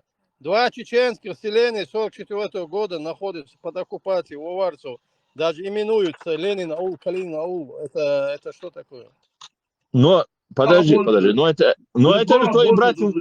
же твои братья, мусульмане. Ты же мусульманин у нас, 80-х, они тоже 80-ки. Мусульмане, что национальных интересов нету? Они тоже 80-ки. Они тоже, как и ты, 80-ник. Разве религия запрещает иметь национальные интересы, что ли? Я не могу понять. Конечно. Что ты должен сделать, если у тебя есть интересы религиозные? Я вас создал народами, национальностями, а я же есть. Какая нация? Вы перед арабами носители этой религии, да? Подожди, Вы арабы до являетесь чеченцев тюрками. дошли через тысячи лет. Скажи ему, что он должен сделать, если национальный вопрос затрагивает. Аят имеется, я вас создал народами. Аят коренными зубами. Крикс, передайте ему слова и не коверкуйте. Во, Давай не смотрите, он отходить спрашивает от про темы. я. Что там с казаками? Что там? Кому этот О. угроза? Мусульмане, вы тоже 80-ник. Вы должны что сделать? Подожди, не отходим от темы. Союз с казаками, у кого коренными напрягает? зубами Кого напрягает за союз с детородный казаками? орган своего отца. Подождите, еще в 16 веке чеченец заключил Мусульманин союз заключите. с казаками. В чем проблема? Задайте вопрос, он мусульманин? Походу нет, раз не хочет этот хадис Да, я практиковать. 80-ник, мусульманин, 80-ник, чеченец. Какой ты мусульманин? Коран признаете? Нет, Коран давайте признаете? не отходить от темы. Союз с признаете? казаками. Признаете? Почему Коран вас признаете? напрягает союз с Коран казаками? Я не могу понять. признаете? Коран, как вы с кафировыми можете делать союзы, если мусульмане? Там же написано, не берите Оставь, себе я друзей. Коран не читал, я не Коране, разбираюсь. Крикс, разберитесь, сейчас я ему суру зачитаю, не берите себе в друзья, я ему сейчас зачитаю. Оставь суры. С казаками в чем проблема, скажите? У него свой кумыкский Коран, походу, там, и сунна кумыкская. Нет, вы говорили про казаков, давайте о казаков. Теперь он понял, он говорит про казаков, он Короче, не засыпается хотите за ним. говорить, Я как союз с понял, казаками, я да? как понял, Джужикетти, ты являешься у нас православным кумыком во Христе. Оставь это, при чем тут кумыки? Мы о казаках говорили. Я предлагаю союз с терскими казаками, возродить терское казачество с центром Кизляри. Хорошо, секунду. Дзузукете, хорошо. Вы не отвечаете на вопрос по поводу ухватиться коренными зубами. Подожди, вы тут говорили о казаках. Давайте говорить о казаках. Терское казачество. Я за возрождение терского казачества. С казаками. Хорошо. Сейчас вы поймете, вы с казаками союз будете создавать или нет? Да, я предлагаю восстановить терское казачество с центром Кизляри. Сура аят из Корана. Сура 5, 51 аят. Сура 5, 51 аят. Сура 5, 51 аят. Аль-Маида Трапеза. 51 аят из 120. Тут написано. О те, которые уверовали. Это относится к вам, Дзузукете. Кумыкля. Не считайте иудеев и христиан своими помощниками и друзьями, поскольку они... Я о союзе говорю, а не дружбе. Вы понимаете, что союз это не дружба? Своими помощниками и друзьями, то он сам является одним из них. Вы один из них. Воистину, Аллах не ведет путем несправедливых людей. Выкладываем печатный формат этого канала, наши технические модераторы. Вы врете, вы занимаетесь таким. Союз это не дружба и не присяга. Вы не понимаете, что такое союз. Вы же сами себе противоречите, говорите, я мусульманин 80-ник, и тут же вы отрицаете суры аяты из Корана. Это как у вас получается? Короче, я еще раз говорю, на вашей площадке озвучиваю свою мысль. Я предлагаю восстановить терское казачество с центром Кизляри и заключить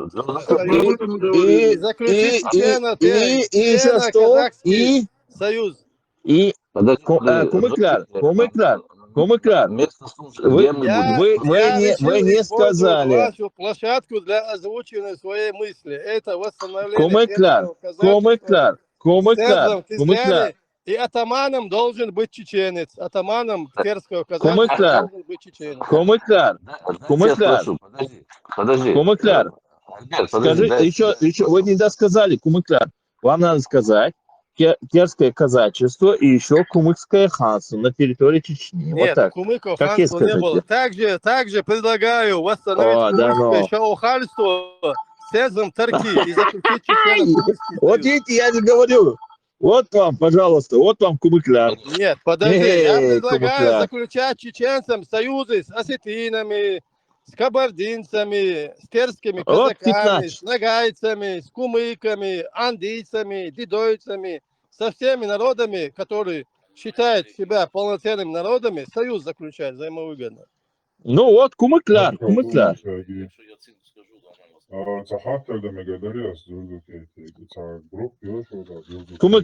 если что. Čovjek sa pitan dukšu jelaš, alaš na noćna, pa pitan ni celu ili recimo pitanje.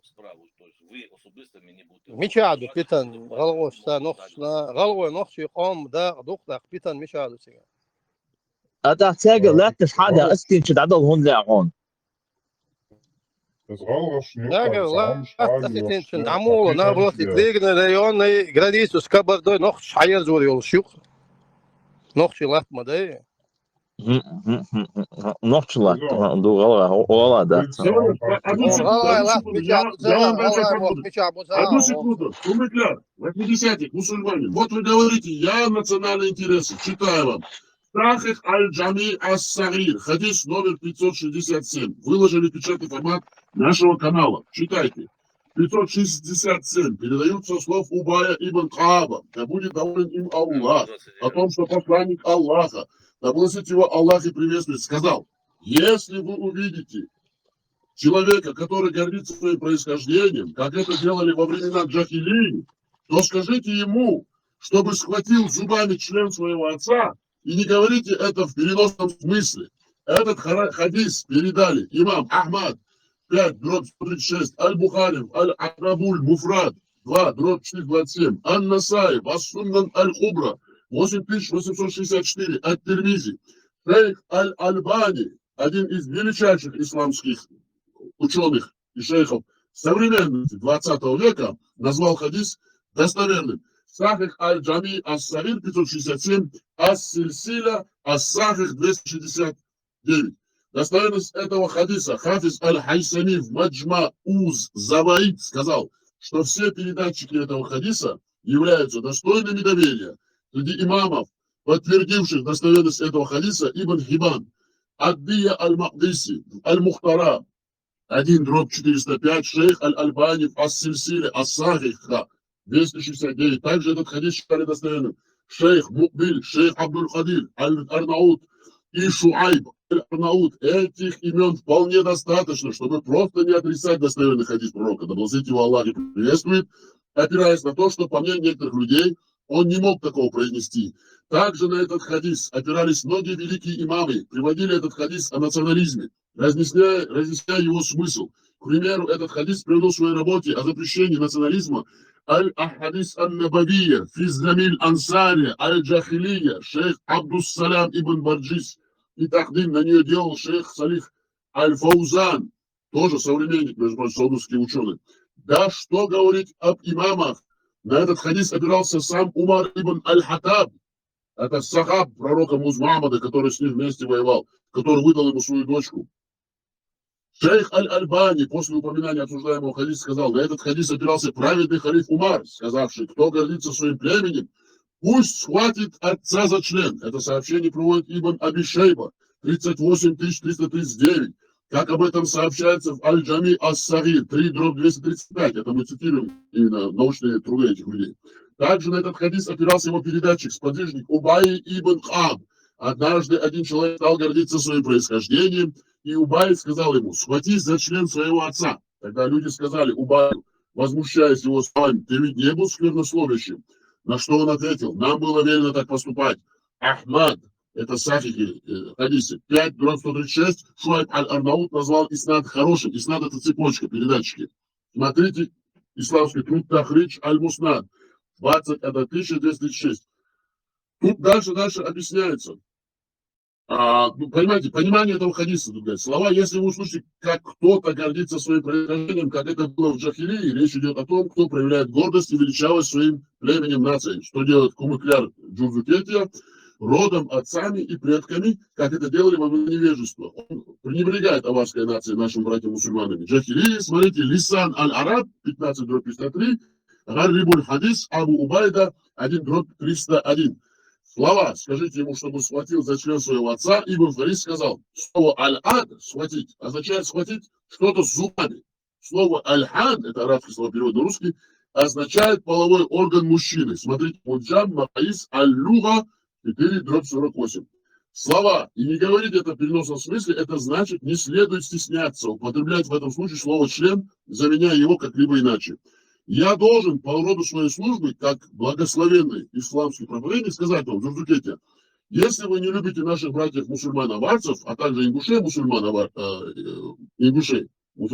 то вы должны ухватиться коренными зубами за член своего отца. Вот на что вы ответите на это? Это выложено именно в печатном формате в ленту нашего канала. Я молчу, все. Во-первых, я не считаю аварцев, живущих в чеченских селениях, за мусульман. Тем более называя эти селения Ленин аул, Калин аул. Это мусульмане такое не могут. То есть аварцы, живущие на чеченских землях, это не мусульмане. Они А молятся ингуши Аллаху? это часть чеченского народа. В чем проблема? Они молятся Аллаху или нет, эти аварцы? Зурзукетти, а что у вас там была за тусовка по Сабурде, Саляв? Знаешь, они что-то активизировались, когда я поднял вопрос. Сунжские казаки, мы этнические украинцы. Прихожу к ним на канал, а у них там тусовка. Слышу какой-то типа казак с рязанским акцентом. Я спрашиваю, какая станица родовая? Ой, я что-то забыл, надо посмотреть в инструкцию, понимаешь? Вот такие у них там дружба с казаками. Сунжинского казачества нету. Сунжинские казаки это реестровые, вот эти служивые, как иностранцы. Казаки это только терские казаки были сбиты клином Российской империи. Это служивые, это как назрановцы, это служивые. А от казачества только терское есть, нету сунжинского казачества. Смотри, вы все против нас. Вот ты объединяйся с Саляфом, Нет, Дудаевым. подожди, если ты сунжинский казак, где твоя земля, где твоя? Это Сунжинский район, что ли? Это часть территории Ингушетии. Это часть территории Ингушетии и Чечни. Нет, Ингушетии нету территории. Ингушетия это часть чеченского народа, это чеченская земля. Малая Чечня называется. Опять кумык А начал. казачество Опять зародилось кумык только питно делает. терское есть казачество. Послушай По внимательно. северной стороне реки Терек. У вас ничего не получится. Значит, смотри, я тебе говорю. На Сунже нету казачества, пойми ты наконец-то. Смотри, там были какие-то мудаки с рязанскими акцентами. Он говорит, я там на СВО пойду, там тебя убью. Слышь, на СВО. Нет, рязанские, донские, для меня нету разницы. Это сунжинского казачества нету. Ты надеешься, что... Он тоже русский казахстан. Они его братья, он их критиковать не будет. Вы там что там за планы строите? Ты надеешься, что Российская Федерация долго протянет? Я приду туда с украинской армией, я вам такую ладно там... тебе, ты придешь ты с украинской армией. Я вам такое покажу там дружбу с казачеством. Ну, вижу я 3 года твою армию украинскую, 3 года в онлайн-режиме. Кумыкляр, Одессу когда возьмем? Одессу. Уже 3 года вы говорите, что берем Одессу. Одессу тоже заберем, там нет вопроса. Одесса столько... Они ждут приказа от Верховного Главнокомандующего. Как он только даст приказ, как только возьмут. Маму Одессу тоже вернем назад. Они идут приказ, чтобы они нарисовали карту. Я слышал эти голоса, этих акцентов, этих, значит, свинособак, вот этих рязанских. Они там из себя изображали казаков каких-то там, не знаю, каких мудаков, там, терских или каких-то там. Чеченцы все вернут тем же путем, каким потеряли. Через Москву, Ты как с ними стукался? Так что ждите. Дзурзуки, это что за клоуны там? Ну ладно, ты там кто? Ты кумык или ногчи? Там еще какие-то ногчи сидели, я им объяснил, с кем они там сидели. Он кумык, поэтому мы говорим кумыкляр. Где вы их нашли, этих рязанских свиней, что они себя изображали казаков? Где ты их нашел, расскажи нам. Ты где их нашел? Терских казаков? Или они тебя нашли там? Подожди, терских казаков? Какие терские казаки? Там рязанские сидели, акценты. Какие? Там, я с терскими казаками заключаю союз. Я в 16 веке чеченец Шейх-Мурза заключил, также и заключаю. Против у него бизнес. У кумыкляра Джорджо-Кетти идет бизнес с рязанскими, он там сахар продает. Купля-продажа занимается. Да.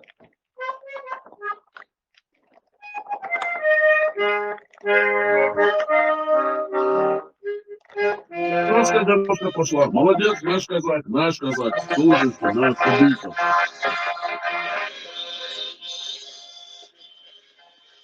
Возвратим на родину вас, всех возвратим. Хотите того или не хотите, будете жить в Чечне.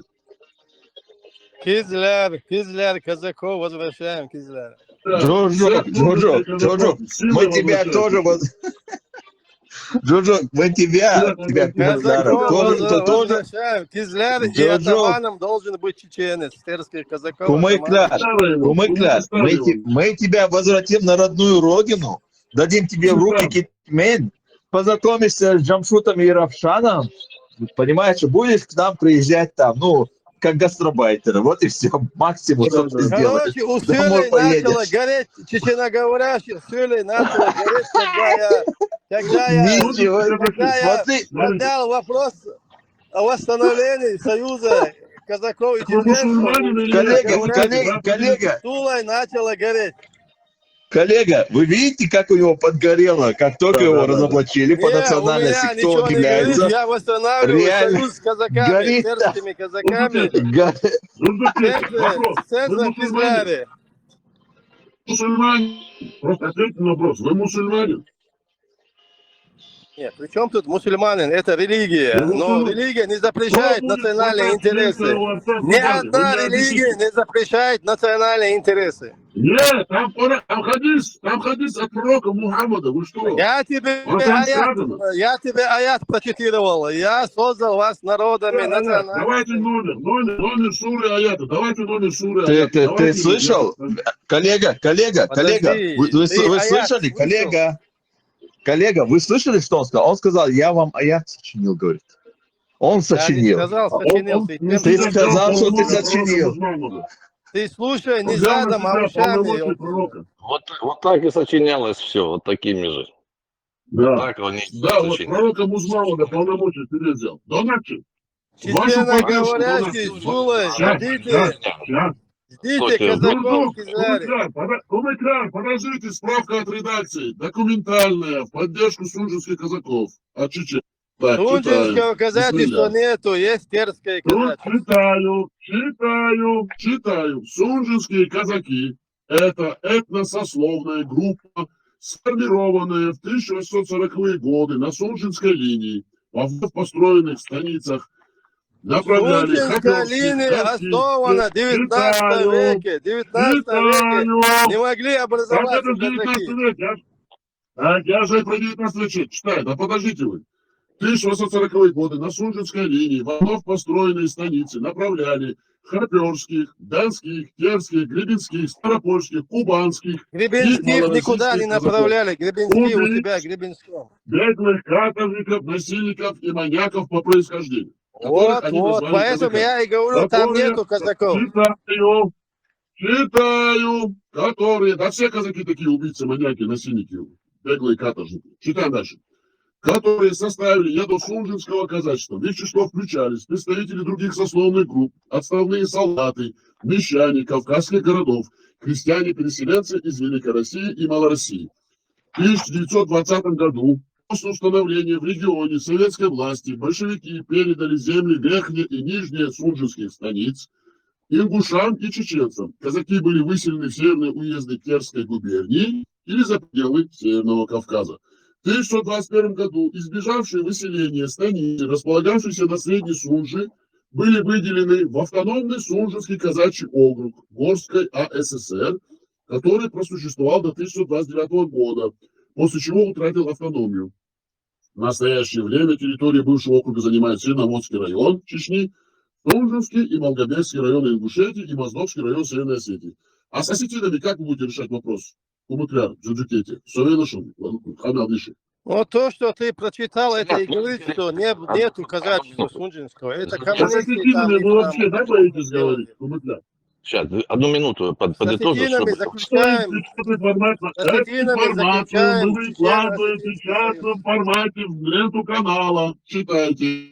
Смотри, Соляр, знаешь, почему, типа, нас нету, вот они, нас, как, нас нету, нас, не-не-не-не, нас, Потому что мы, как бы, из всего мы там, которые вот в этом Сунжинске, да, мы больше Подожди, всех, как бы, как у тебя может быть сунжинское казачество, когда сунжинские казаки воевали с чеченцами, понимаешь? подожди. И Сунжинское поэтому казачество не может образоваться, воюя с чеченцами.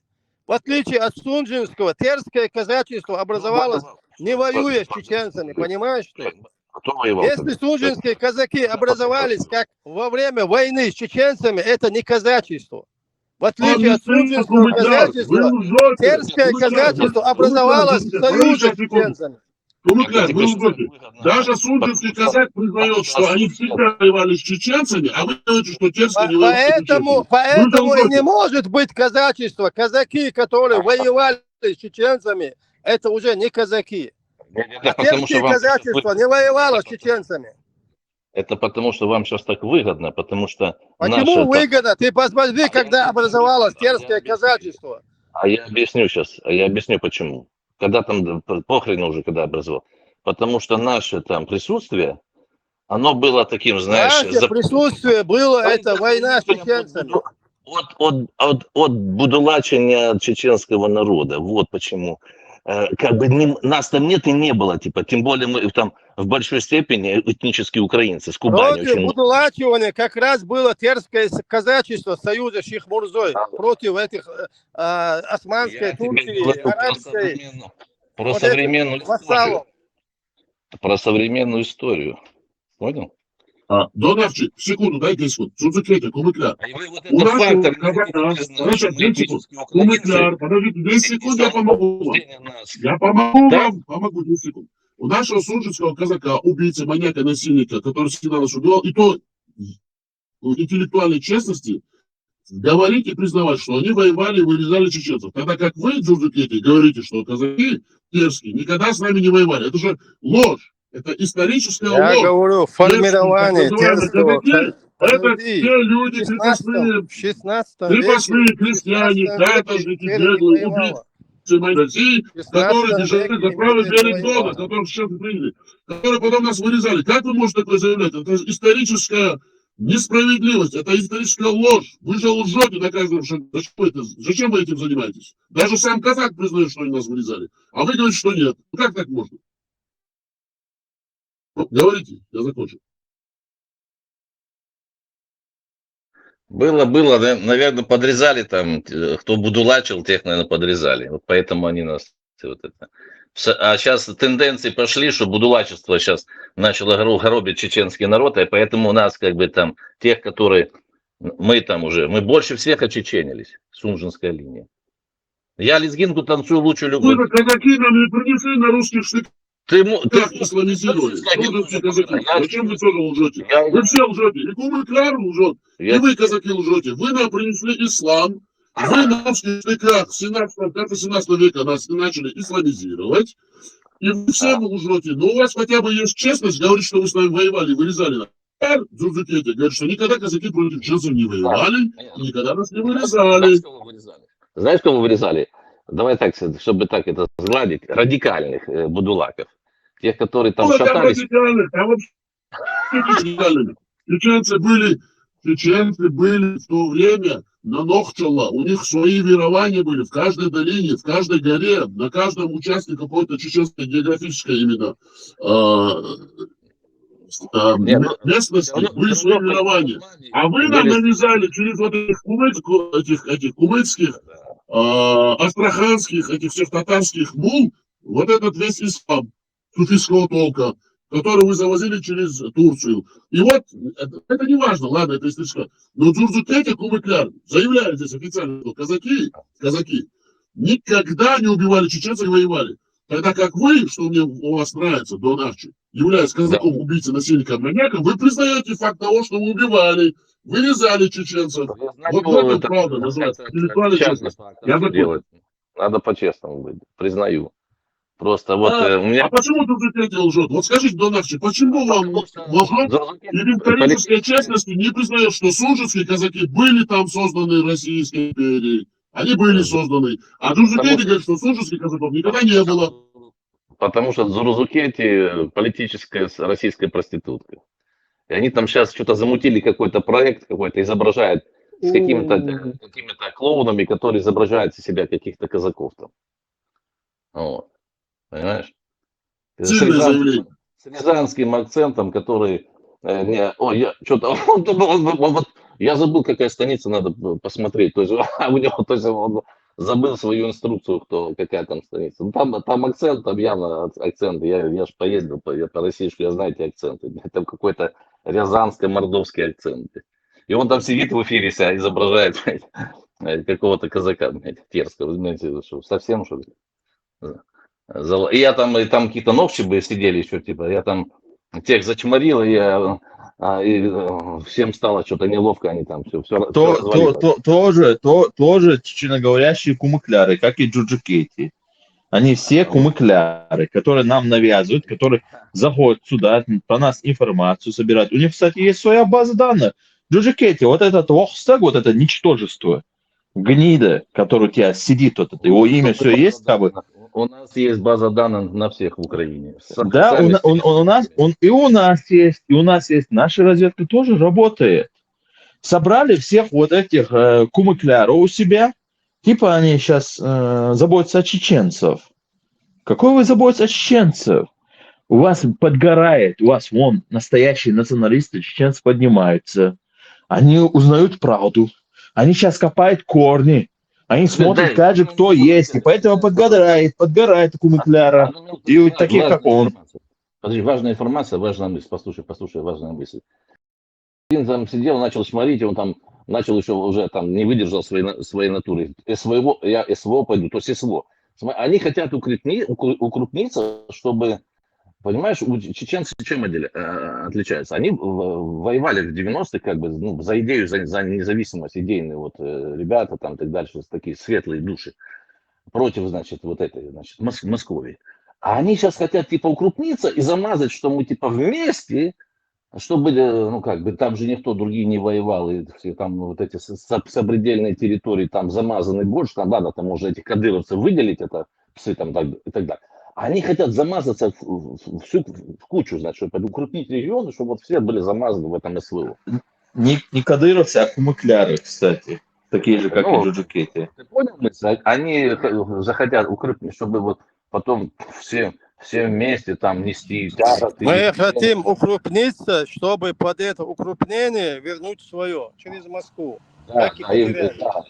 Вместе с этими ряжеными кизяками и прочее, там, понавезенные на Северный Кавказ, Кубань, Адыгею, всякой швалью платить вместе с ними контрибуцию Подожди, Украины. почему терское казачье ты считаешь швалью, а сунжинское казачье что тогда?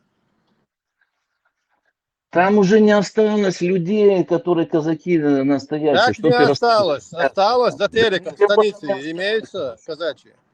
Как ты рассказывай лохам тут, Ванькам Рязанским и Ивановским, рассказывай сказки.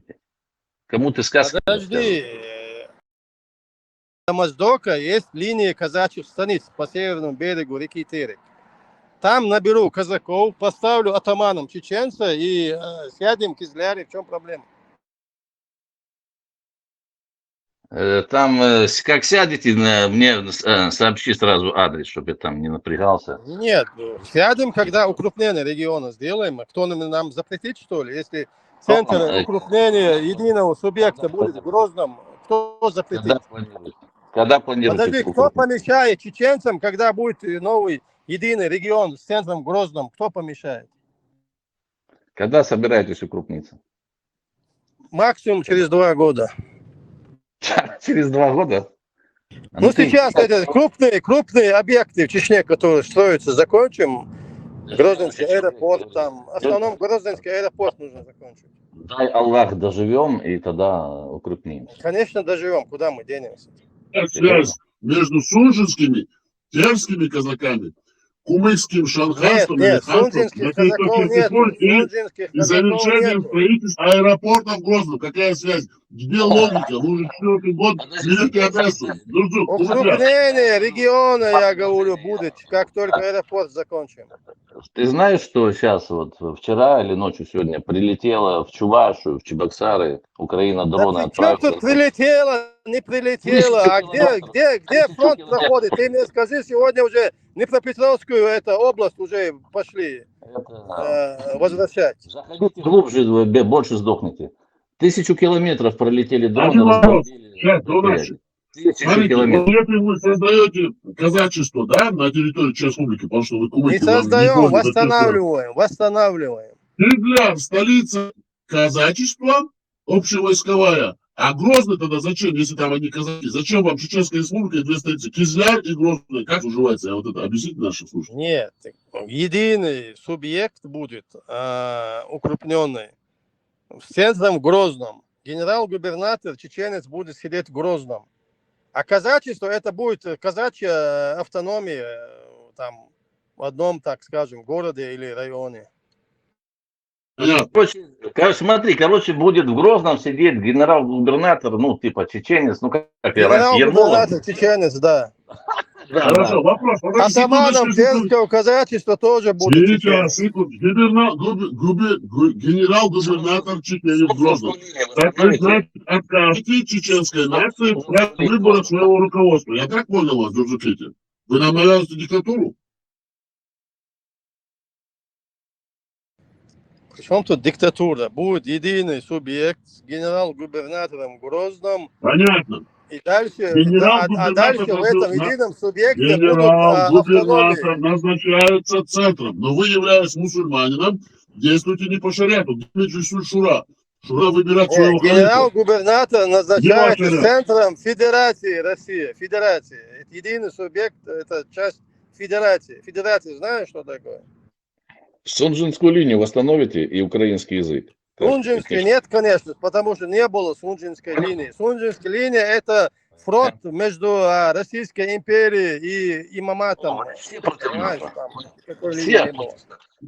В печатном формате вся документация. Или читайте. Вам выкинули наших технических модераторов в ленту. Пожалуйста, или читайте. Сунжинские казаки были созданы Российской империей на территории Во время войны как могут создаваться казаки? Вы не признаете слышите? факт того, что сунжинские казаки были созданы Российской империей на территории Чечни? Нет, терское казачество создалось не во время войны с чеченцами, в отличие от сунжинского казачества. Короче, терские казаки, белые пушистые мальчики, безбородые в Ну, трусиках. по крайней мере, они создались не во время войны с чеченцами. В 16 веке не было у чеченцев войны с империей. Это мы хохлы пришли, блядь, с Кубани, хохлы. Полная ложь, кумыкля. Смотри, знаешь, в чем прикол момента? Что... Не. А ну-ка, примарочка. Нет, в этом плане, смотрите, коллега, действительно, у нас не было никаких проблем с Российской империей, пока не появились вот эти кумыкляры персом шейхом, и во благо империи османов не притащили к нам войну. Это факт. Действительно, не было. В 16 веке у нас не было никаких проблем. Но вот предки нашего Джуджукети, этот же кумыкляр, завербовали перса шейха, и начинается у нас во благо Османской империи. Это факт.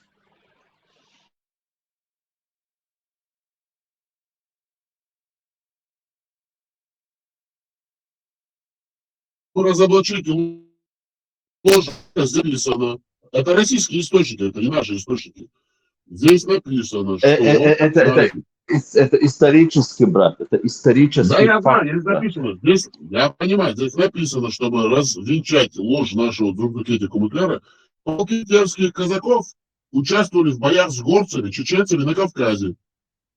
В Хивинском походе 1843 года, когда они в Персию пошли. В русско-турецком, нет, в 1877-1878 годах. Русско-японского и так далее, и так далее. Начиналось зарождение так называемых терских казаков в 1520 году. Боев с чеченцами во главе с этими. Джуджукети, зачем вы все время врете? Зачем вы перевираете историю? Зачем вы занимаетесь подменой исторических фактов? Зачем вам это нужно, Джуджукети? Потому что вы кумык, выкладываем печатную ленту нашего канала. Дорогие слушатели, читайте про терских казаков. Развенчиваем ложь русского православного Джурджуки, эти кумыкляра. Кстати, дискуссии, дорогие друзья. Русских наших казаков, убийц, насильников, маньяков мы в обиду не дадим. Нам нужна историческая справедливость. Наших сужеских мы не даем на раз. Сужеские наши парни, мы будем защищать их.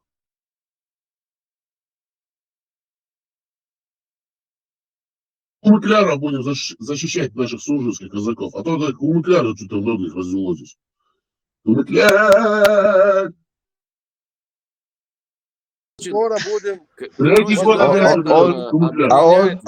он третий год уже ждет приказа от Верховного Главнокомандующего, чтобы взять территории. Мы вас ждем в Украине, нам легче вас тут утилизировать, дешевле. Давайте, приходите. Кто на удобрение пойдет, кто в концлагерь пойдет работать, там, на рудники.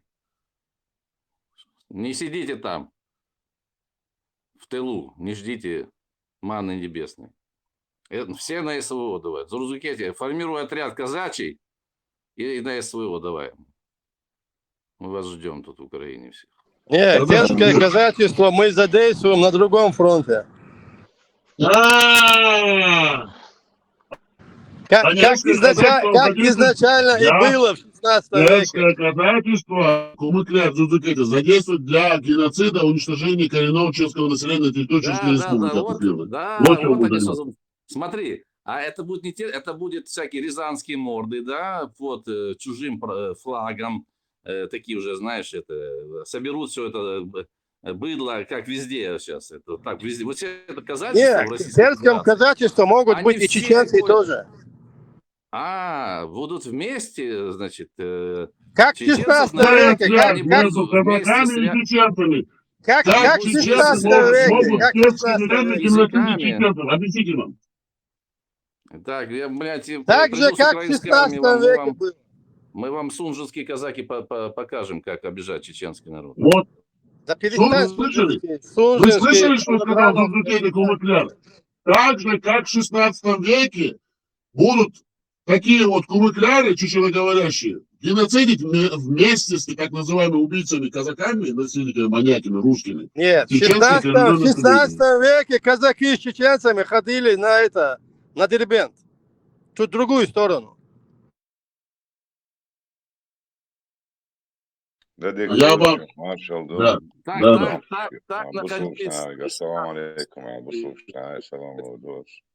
ходили за исламом? За исламом ходили? За исламом ходили, да, в Дербент.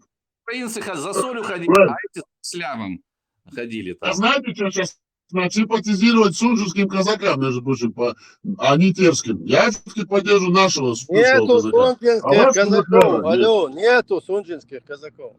Зашел гость, давайте дадим ему слово. Он салам дал. Салам алейкум ва рахматуллах баракатуху. Говорите. Крон Франции с нами, гость. Говорите, вам слово.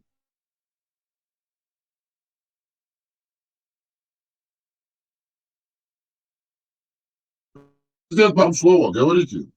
Вас слушают. Почему их называли Галгатской? У нас есть Гатской и есть Галгатской.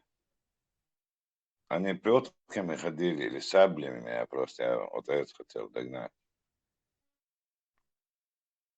Это крепостях, которые вот находились, их, видимо, Галгатской называли. Я так думаю. Значит, ты говоришь, что у нас, хочешь сказать, не было крепостей, да? В русских крепостях, я говорю.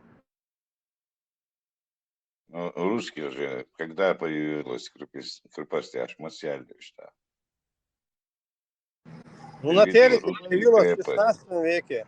Например, русскую крепость где ты видел? На телеке в 16 веке в союзе с чеченцами Терский городок построили.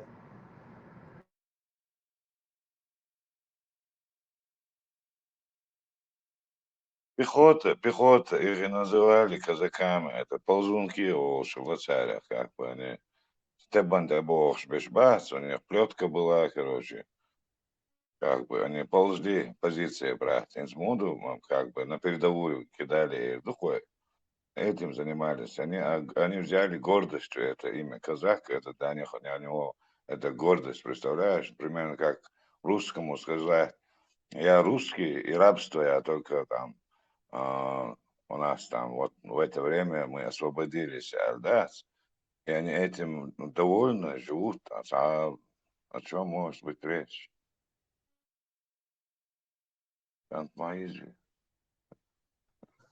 Джожо, дицан охотно ханство, дعват шивое охотно, кумыское ханство и Ну, я схавает. категорически хочу восстановить аварское ханство. Там Нуцулхан, один потомок, появился у них с центром Хунзахи. И кумыкское шаухальство. У кумыков не было ханства. У кумыков было Ой, шаухальство. бедный, ой, бедный, ой, бедный. У них нет ничего, давайте поможем им, а? Нет, Чтобы они нам кумыков дальше ханства не проталкивали было. Я ислам. не знаю, где ты нашел ханство у кумыков. У кумыков было Не было, шаухальство. не было. Вот ты хочешь им дать, Нет, Так, я знаешь, хочу смотри, восстановить Джоджо, аварское ханство с центром Хунзахи, кумыкское шаухальство с центром Тарки-Махачкала и терское казачество с центром Кизляри. Вот и все.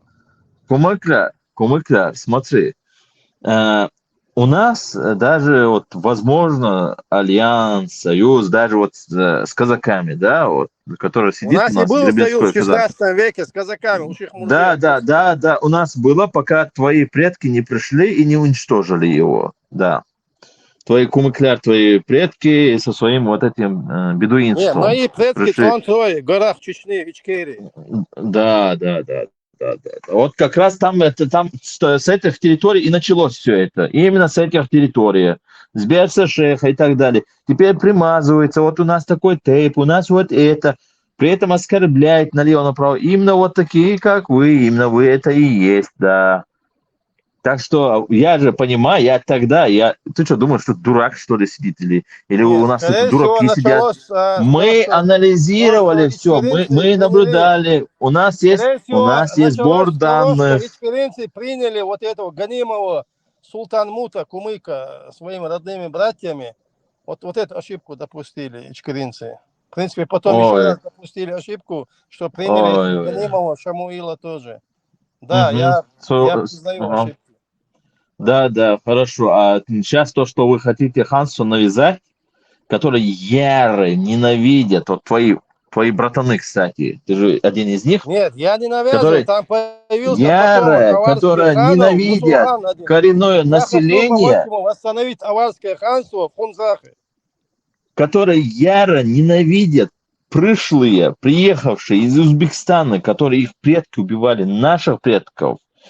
Это армия Тимура, которые приехали вместе с ними, заталкивали вот это дерьмо, вашу вот идеологию бедуинская, пустынная, и при этом нагло сейчас уже активизировались вот все вот эти, которые сейчас сидят в Западе, и у вас, и ты тем более, вы все кумыкляры, кумыки. Вот Ибрагим, помнишь же вот этого Мансура Садулаева? Кстати, он тоже кумык. Ибрагим, вы знали, что он кумык? Все вот эти джаматы, они потомственные Кумыкское кумыки. ханство восстанавливаем на правом берегу реки Сулак. Хренус два кумыкское ханство. Никакого кумыкского ханства не будет, понимаете? Домой, Китмен. Кумыкское шаухальство восстанавливаем на правом берегу реки Сулак с центром Тарки-Махачкала. Да. Аварское Потом что? ханство уже восстанавливаем в Хунзахе. Терское казачество восстанавливаем в Кизляре. Чич, кумыкское ханство. Что Причем, опять вон ты говоришь, за интересы. А мы тут делаем. Ты пока сидишь вы ничего не делаете. Вы ничего не делаете. Вы будете сидеть и болтать. Вот и все. Мы все растасуем по своим местам. У вас все подгорает. Потому что люди проснулись. Мы у вас подгорает. Область уже прошли. Дым пошел. Дым уже пошел, все подгорает. Как бы вы ни крутили за ваше туранство, там, понимаете, как империю. Народ, даже первый народ национальный. Ты и ты и тебе Берут подобные, которые полностью сидят под и свой здесь, контроль управления Федерации да, России. под контроль, да, зажать этот народ, добить его нахрен окончательно. Вот ваша Причем цель. зажать? Причем зажать? Мы О, тут ты чё, делаем. Причем зажать? кумыкляр, поверьте, мы тут занимаемся очень Ты хорошей не видел, что разведкой. произошло в Ярославском Анализы. вокзале? Слушайте, кумыкляр, мы тут занимаемся делами. Вы Мы там тут болтаете, анализируем. алло, вы там даже эти национальной автономии, диаспоры не имеете. Вы максимум что-то можете, вы эти... Потому что ваше вот это кремлевское везде взяло вот Шамиль контроль. Маликов объявил о создании имамата в Европе. Вы лучше к Шамилю Маликову идите. Я до сих пор не понимаю, почему чеченцы не объявляют Шамиля Маликова имамом. Да. Вот видите, вот как чеченцы, вот он заговорил, вот, пожалуйста, видите, я же говорю, он кумык, блин, ты, 80-ник, кумык, блин, беспонтовый ты, 80-ник. Вам максимум автономию вам этот имамат сделает Шамиль Маликов в Европе. Он уже объявил. Да. Идите к Шамиль нему, Маликов. если вы сами не можете национальную автономию объявить. Ага, да. Вы придете, вы кумыки, вы нам сделаете все это, да? Подожди, у меня-то в своем городе имеется национальная автономия, диаспора. Да, кумыкская автономия, да? Что у вас? Покажите Автономия в Европе кумыкская. одно, У вас, ага. покажите У вас в у кумыков? Европе одно государство, где у вас имеется у кумыков ты имеешь в виду? диаспора. Покажите мне. Кумыкляр. У вас у кумыков вы имеете в виду? Да, у вас имеется, базару нет. Ты же видел в Ярославском вокзале? В Ярославском вокзале кто были? Ты же видел чеченцы? Что ты мне про вокзал рассказываешь? Там, где бомжи собираются. Это же бомжатник целый. Всю историю вокзала известна как бомжатник. Тоже нашел мне место погордиться бомжатником. Ну, ты видел, там кто обоссанные, там были в этом обосранные бомжатник типичный вот эти вокзалы, особенно в России. Ты хочешь сказать, эти чеченцы были обоссаны, которые в вокзале тащили бомжа? Слушай, чувак, послушай. Чеченцы взялись на миграционную политику. Мигрантов вот так вытаскиваем из вокзала и отправляем в СИЗО, потом обратно в свои национальные Ты что мне, я тебе говорю, ты что видишь героизма в вокзале, что-то крышует? Ты что думаешь, если покрышевать в вокзале? Наводим порядок миграционной политики у себя в Федерации России. Кумыки наводят, не чеченцы, кумыки. Вот так скажи, кумыки наводят порядок. Кумыки, да. Говорят там, мы чеченцы. Коллега, я вам дам продолжить. Ваши дебаты очень интересные. Очень интересный момент всплыл вашего кумыкляра Турдукети, когда он сказал, почему вы Шамиля Маликова не изберете своим халифом. Мы обращаемся к вашему гуштушун цалилук. Харсан был кумыкляр, что не прибавки, что и бусалдин воин, что туры. И нох челчат. Массана еще и бусалдин цани газ. Как вы за 30 лет не смогли ни в одной государстве Европы образовать национальную автономию? Вот вам сегодня, я объявил сегодня автономию имам Маликов. Шамиль Маликов вам объявил автономию.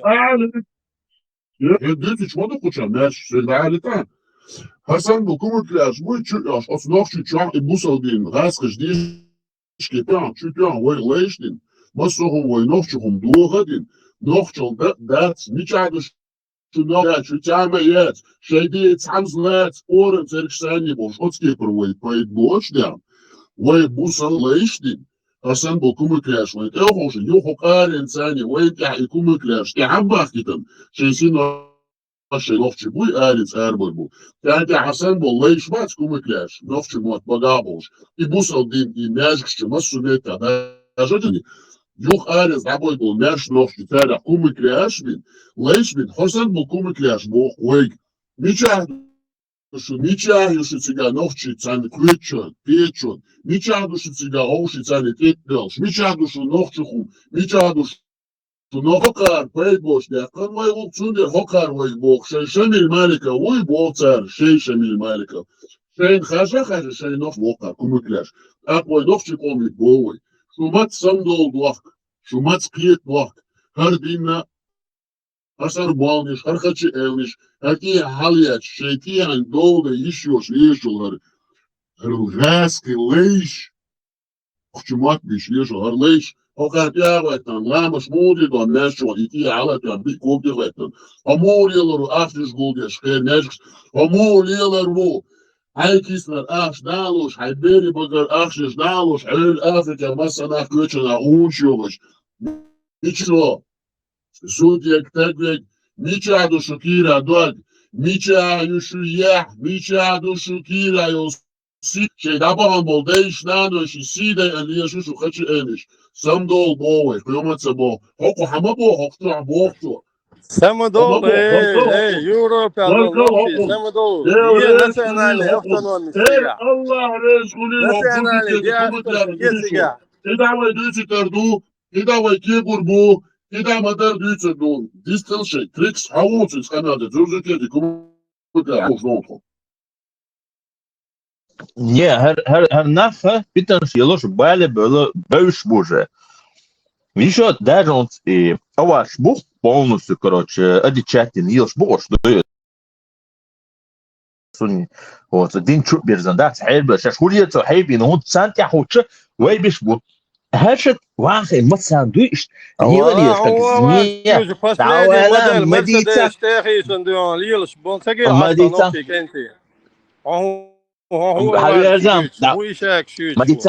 مديتا إيشاك شوختو يوروبا حيلقدو أسحبيش أواش بو أشا просто-напросто дебил, что махошен, дуй, это ничего дече, что кумыклярс тут. Дуй. Вот что Европа, уга имам шамил валах, что Европа. Алерзан, ладуха, он от тему отводит-то, что подгорает, запах идет, дуй. Ош, это чакбин инах, и гоцуна, и аварч, даргинч, андич, инах, это чалы бинцера, хербя, и ничего дитна. Теперь вы перешли уже 100 лет, как уже стоите над нашим народом. Вот я отвечал уже почти там, бинбелашу почти. Но, видите ли, каждое действие имеет противодействие. Вам, ребята, хана. А в Европе, долго не будет играть песенка, дуй, شو نادي شو مخكع هنا شو قلب شو قلب أشي مخ بوبا شو ترم دوم شيء قلب عبو بروتش برسادين شيء مخكع ترم دوشو باش دوي باخ بوهرنا دوي هجيه شيء вообще دوي шуга хамял доцак ду нахрен домой Узбекистан вот и все китмен эти души а нет Италия дуй шо болело уже дуй и вот свой алболит Мерседес я был кенти са блэд бос без бриться дуй بو толпой حابيحكم صبر دي لا إذا تنوخشي كشيشي تخاينا أرمو ودين ويجن شاشي ريستوراني ويجن نيربوس خشي شو تعموش نيري الله سبوسيا زرزكيتي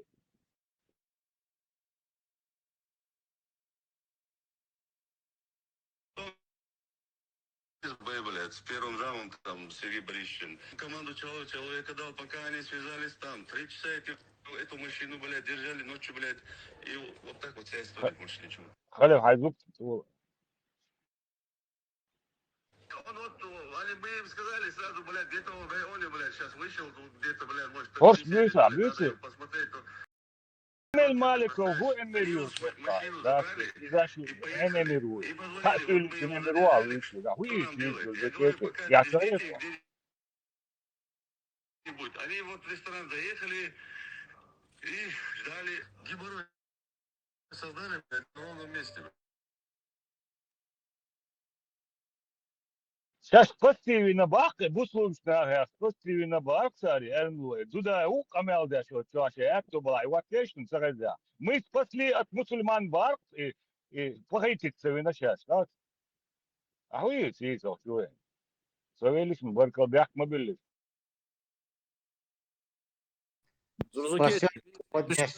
Иди сюда с этими казаками, кизяками так зваными, посмеемся над вашей теме. Приводите один. Подожди. Кизяков этих приводи с собой. Хотел подписку о невыезде. Пускай Кизяков этих сюда приводит, посмеемся, я их тут размажу, их тут быстро, блин. Клоуны, блин, клоуны. Это вообще клоунада.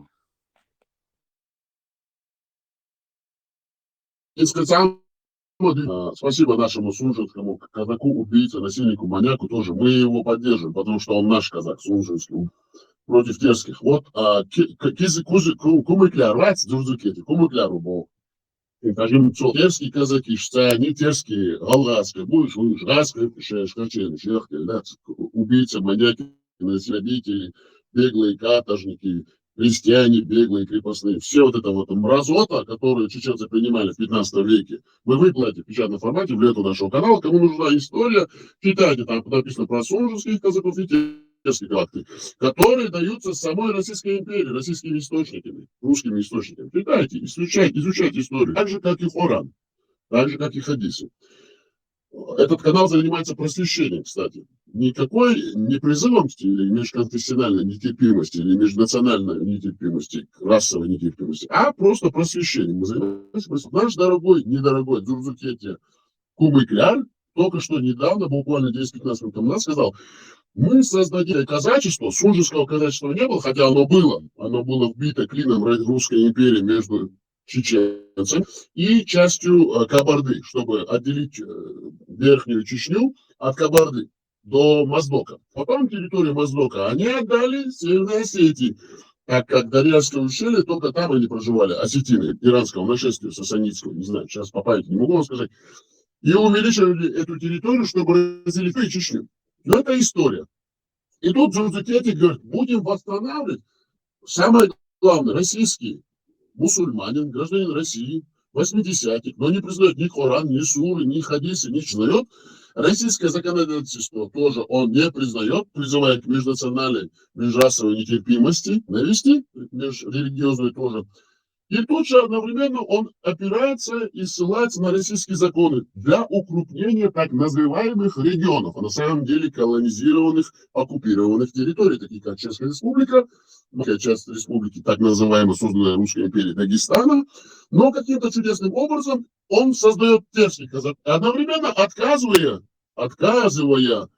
в существовании так называемым сунжинским. Да, какая-то странная игра. Подожди, Сабурдеп, нам, этническим украинцам, они по национальности нас притесняют. Да, вам дадим. Мы же выложили специально, чтобы там было понятно. Потому что мы сунжинские украинцы этнические, они поэтому да, нас... Да, там написано, даже в русских источниках там написано, что украинские тоже этнические украинцы были. Так вот, то есть Дзурзукетия Кумыкляр, который приехал с Бухары, с Узбекистана, Китменем, как говорил наш чеченский боевой ворон, со скандинавским окрасом, который внять нам законы шариата, Корана и Сунны, шариатские правовые процессуальные нормы чеченского общества, сжигает полностью чеченскую культуру, убивает нас вот полностью и на генетическом уровне нас он уничтожает, вытравливая полностью все чеченского общества. И тут одновременно, как мы сказали, сунжинцам он отказывает, но создает их, обратно воссоздает. И главное, смотрите, на всей территории Чеченской республики он создает терское казачество. А потом на маленьком промежутке Чеченской республики и так называемой республики Дагестан создает кумыкское шамхальство, как он говорит. Ханство. Кумыкское ханство. Да, ханство, кумыклярское, да. А столица терского казачества, почему-то терского он признает, столица Кизляр. А в Грозном, он говорит, будет генерал-губернатор. Одновременно, тем самым он отказывает полностью на корню чеченской нации праве на выбор своего государственного правительства или органа власти порядком. Нам навязывают русскую имперскую политику, нам навязывают силой русского генерал-губернатора. По аналогии 15, 16, 17 век на территориях Российской империи, Русской империи. Это одно. Второе. Потом, когда мы... демократическую Чечню, чтобы нас признали этническими украинцами. Да. И все, да. мы за демократическую Мы вас признаем. Мы вас признаем. Мы наши сунжинские. Мы за вас будем бороться. Потом что говорит Дзурзукетия Кумыкляр? если будут возмущаться, он говорит, то мы, как в средние века, 16, прошу прощения, оговорка по Фрейду, как в 16-17 веках, вместе с комитетскими, говорит, он так и говорит здесь, прям запись же ведется, он говорит, нас вырезать. Это просто когнитивный диссонанс. Он сам себе отчет не отдает и выдает все свои секреты. Одновременно Кума и Кляр, Дурзукети, исламские нормы, полный шариат, ислам, все чеченское он уничтожил, воссоздает терское казачество, навяжет нам генерал-губернатора, русское имя, без права выбора чеченской нации. Всю половину, 1/3, больше 2/3 чеченской территории исторической отдает Кумы-Кляра, Кумыкское ханство, потом терское казачество, от Моздока до Кизляра и до Каспийского побережья.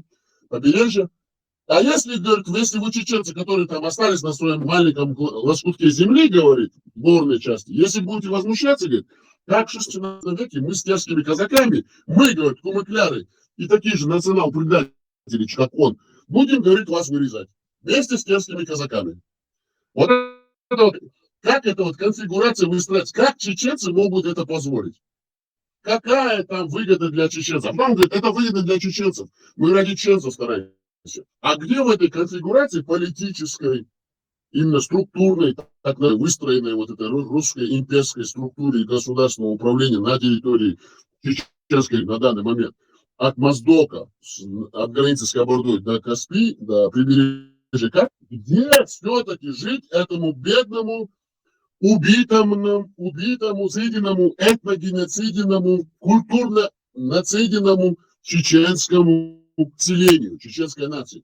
Вы в конце концов дадите нам право земли на нашей исконно исторической земле наших предков говорить на нашем языке, заниматься нашими делами, культивировать нашу землю и на нашей культурной, исторической, жить по нашим чеченским, нашим законам, которые нам передали нашим арабским, по каким-то арабским, бедуинским, на Коране и Сунне. Не законов имперских. Ты закончишь? А на наших чеченских законах нам дадите возможность и право все-таки жить на нашей земле, по законам наших предков. Ты дашь? Все. Да, говорите, Дурзукети. Во-первых, я так понял, ЧДП, твой канал, они признают сунжинских казаков. Это тоже интересно, чеченцы, запомните. Они признают сунжинских казаков. А кто такие сунжинские казаки? Когда и как образован сунжинский казачий округ, все чеченцы знают.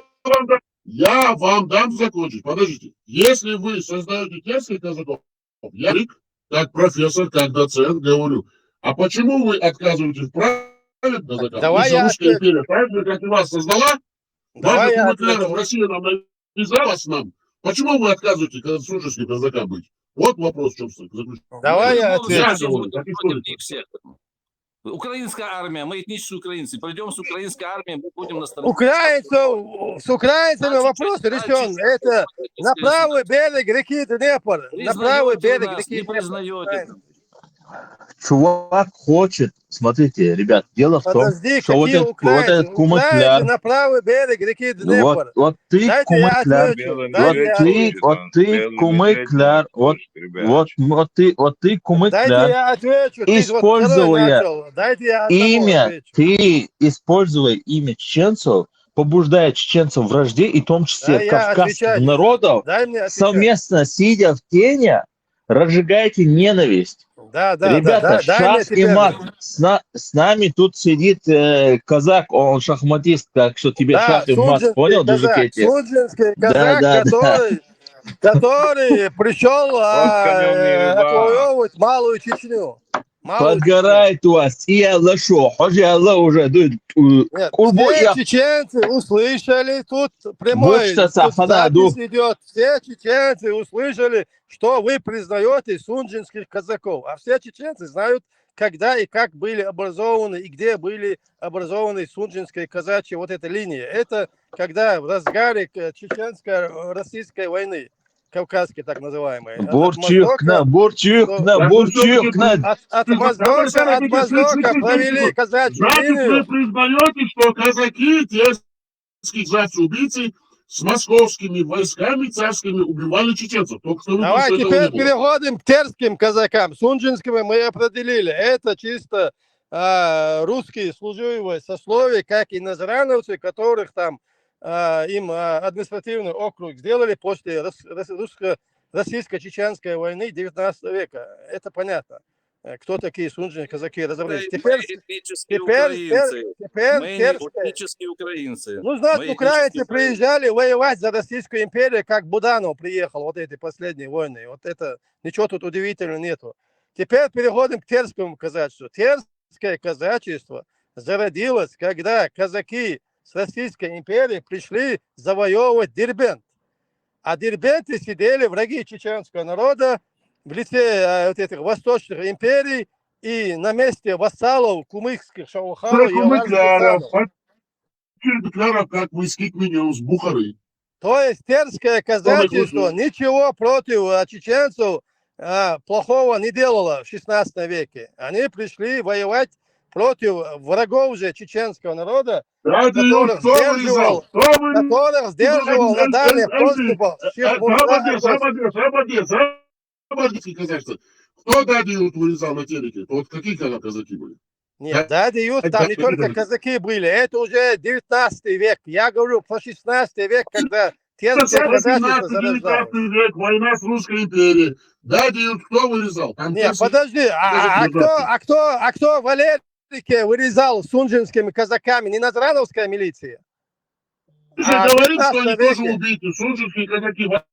Вот сунжинские казаки, назрановцы, дагестанская милиция, все участвовали. Что сунжинские казаки убийцы, что это вся Россия, все русские убийцы. А вы изборочно, по указке, из русской армии, из Москвы, тут там терских казаков, так называемых, этих убийц, всяких вот. Нет, я объясняю, как образовывались сунжинские казаки и как образовывались терские казаки. А кумыкляров заселяете. Вот объясните нам. Нет, кумыков, я вам 10-й раз говорю, кумыкское шаухальство восстанавливаем на правобережье реки Сулак с центром в Тарки-Махачкала. Аларское ханство восстанавливаем на правом береге реки Сулак с центром Хунзаки. Потомок аларских ханов уже появился, готов возглавить, возродить аларское ханство. Тут кумыкское ханство, тут шамханство, тузское ханство. Тут терское уездное казачество. Так я все восстанавливаю в обратном измерении, так скажем. И идем обратно. Идем, как было, обратно. Караул, будулаки наступают, Саляв. Я Да, ты от имени сунжинских казаков, что мы переходим на сторону ты вернешься обратно. Нет, развязываем узел обратно Кумыкля, направление. правильно, обратно направление отправишься, дадим тебе руки китмен. К 16 веку. Да, во времена Тамерлана отправишься, дадим тебе руки китмен, да, и покажем, где твоя земля, да, где твое ханство настоящее. Хотят отбросить в 16 век. В 21 веке хотят всех забудулачить, отбросить туда. Почему? 16 век никакого будулачества нет. В 16 веке будулачество на правом берегу реки Сулак.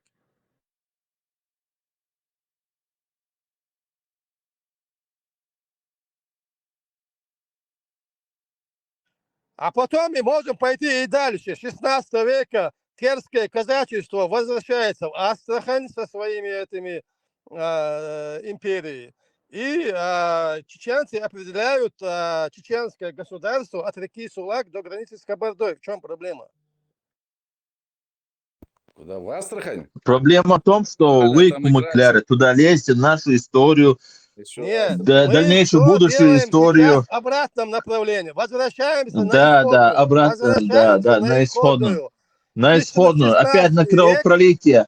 А сами убежите, будешь опять возле Кремля там тереться, да. 16 век, Как Терек, река как ты Терек, район терся, Кизляра. мы знаем все. Мы Дальше знаем, Астрахань, дальше Астрахань. тебе не надо даже рассказывать свои планы. Поверь мне, я вот несколько лет сижу с ними говорили, что вот вы, кумыкляры, этими занимаетесь, разговариваете на нашем языке.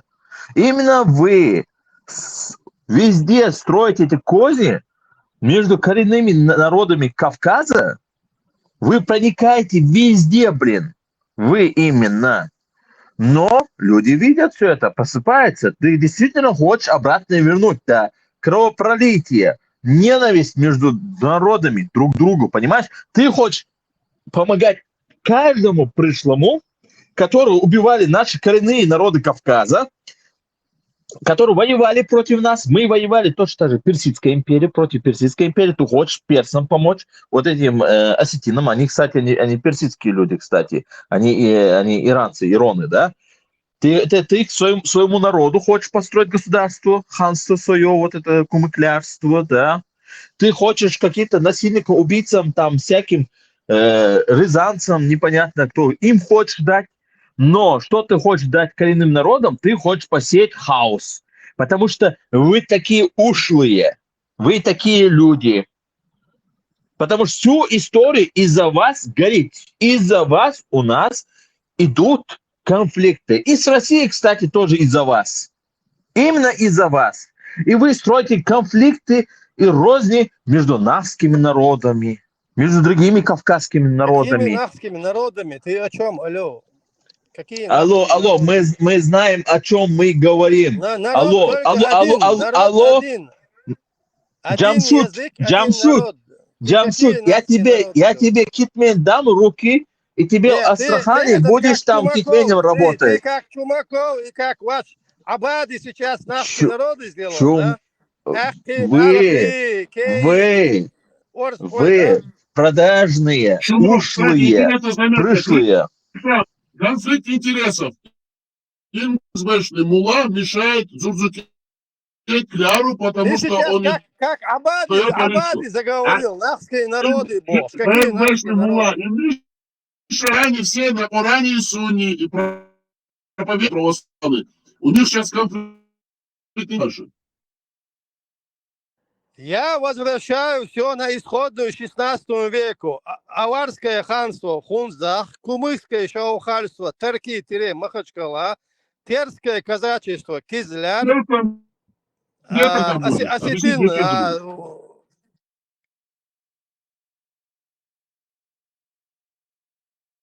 Еще раз. Чеченцы где там, дурацкие? Где чеченцы? Чеченцы в 16 веке до 21 года чеченцы были от реки Сулак до границы с Кабардой. Чеченцы там... Доходили они? Где были там? Где были? Острова Чечен доходили чеченцы? Осетины на левом берегу реки Терек у Владикавказа. На левом берегу. Чеченцы до острова Чили, до реки вот этот. Чеченцы до 1921 года, пока Сталин, преступник, грузин, не передал чеченский аух частично вот сталинскую автономию Дагестанской СССР, были от реки Сулак, то есть река Сулак, это включая остров Чечен, до границы с Кабардой. Осетины были на левобережье реки Терек, где Владикавказ. Чечен до Каспийского побережья, в этой конце, вот объясните нам. Река Сулак впадает в Каспий, река Сулак впадает в Каспий, где остров Чечен. Что тут непонятно, я не могу понять. От реки Сулак, открой карту, до границы с Кабардой. Кумыкское шаухальство восстанавливаем Тарки. Тарки, знаешь где? Это Махачкала примерно. Правый берег реки Сулак. Аварское ханство... Самое стратегическое, ах ты скотина, самое стратегическое, самое выгодное место себе отдает. Собордешь. Тебе Махачкала Дохкумбер боншу, да его зобер. Законно дохкумбер боншу. Ты сюли, я так понимаю.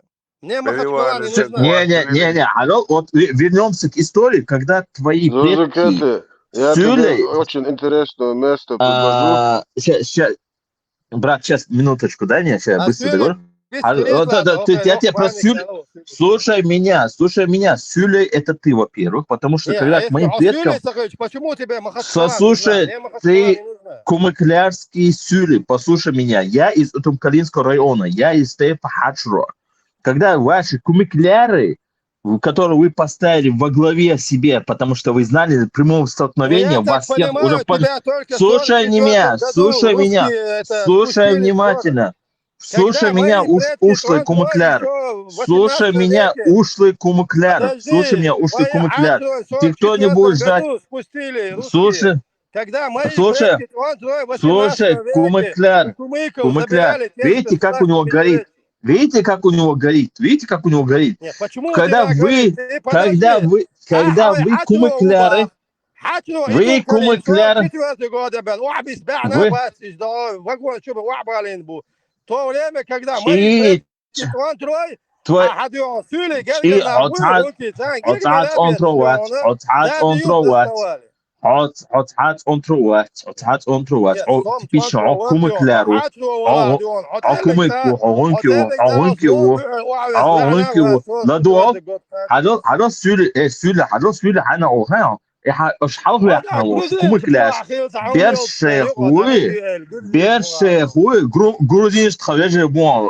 يقعد على جروزين شمرات بردون على جريدون.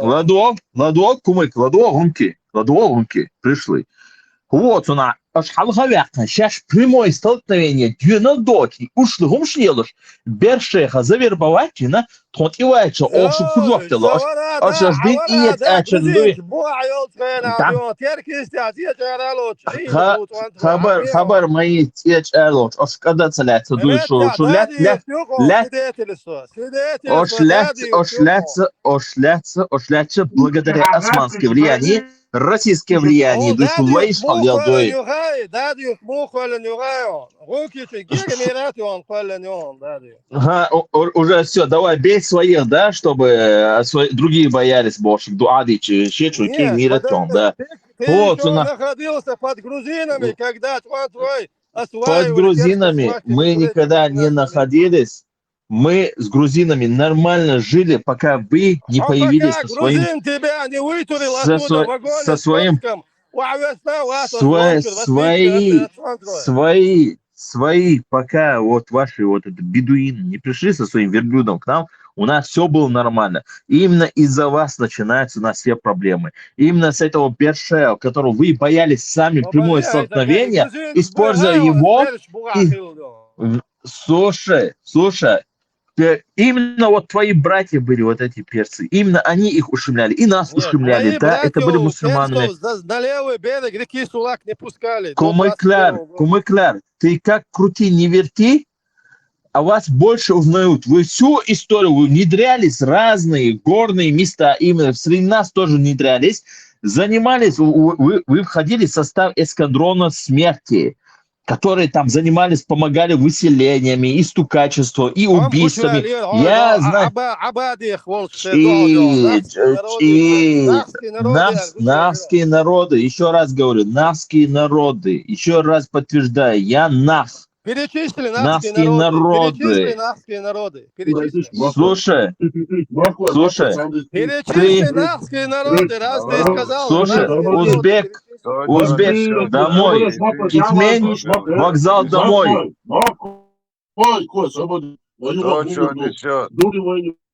Макрон, Макрона воевую своего Зумзукети хочу ворогойциш. Амялдяш, богдет лица, что думай, да, ма. Зумзукети бюджет, ну, рада дич мухарда войцену, те не истории, шамер, хайт истории. Воевуды, да, це я же, что долго, он я. Ашлой, государь, по конгрессу сенату нужно лаш. We don't have done go and kick out Ахшуш. Как вы сунжинские казачьи Макрон. Хорошо. Ты Макрон, вистху. Годы вистеронся, кверчер аделес резко. Выскажись, Спасибо. Дудик, бяхой, махой, ежели, шун махар, харвой, кучал камела, войда, Я вижу две стороны, я вижу, сонаблюдателю, вот вола, сонаблюдателю, две стороны я сейчас вижу. Из ночи усо, и кто мне что несет, он идут интересно, а мы сочинал, он от идущего гостя, суну шмалуешь, ночи ормас, так. И что он предлагает, что он нам несет. Так, отсюман, он здесь еще цена. Здесь еще дашь. Канал де Вы нюа. Да, канал, шкана, амя, да, цевик. Что бедуин, что? Я тебе Что предлагаю бедуин, вернуться к что? 16 веку. Я предлагаю вернуть чеченские земли от реки Сувак. Шей рамаш, да, вот, дури. Аш амя, да, цевик, что حقول بروديو дури, خيوما داس дури, واحد дури. هل قرجت يا عايزنهم عبرات ديون قدلهم دياخو سوريوي قرجشنا. Como é que você doeu, mas tem um kit menino na hora do Rudo Ram, mas tu atchаю. Кумыка направо берег реки Смотри. انت خيدر يوشو ارخوش دايا زيتيشر خيدر يوشو داك ما بيش اشوش اشمدوي وتعديتو تزوتو شابش حبو ميتي مثلا دوشوش في ميدور ماش نا كويلانيو ماش بوچانا اوش ويول بو اوش دالي اوتسمالير حلا بوغي اوتس بيو اوتس دوش تسونا ليش حلا بوغي مش زايدوي ونقطة لساني سيل دوزة لساني تصنع لساني ويقال حكوش ميدور وتشندي لك كده هوسكي تدور داسيجس اخوي خدو وتشاها بومش ديتن ديك ما عنده شون فلوشون ويليدر كل قصر ونقطة قومن بقو ضيعش يو حتسيوغش كيبر traditional سيل بيغل هردين دو بوش هرا عرب بوصل دين دو بوش اوت مزمع دي بيغل وجكي عربو ايغو بوش اسك ليغو شو كلاشك او لك شويش غاسك اجيش كوتشوك عشان حدوش نشون دو تيل بي ترزتي وزي خش هاني شي سينتاني شي بعد ليركسا تاني هذا وش دوستا برندا تاني داكشا داكا ليدر مخيل شي قومن بي داخلوخ شي قومن داخلوخ شي خيل غوشي ليهم وردي شي موت وردي يدك المس دالدي بوي نوك لوكل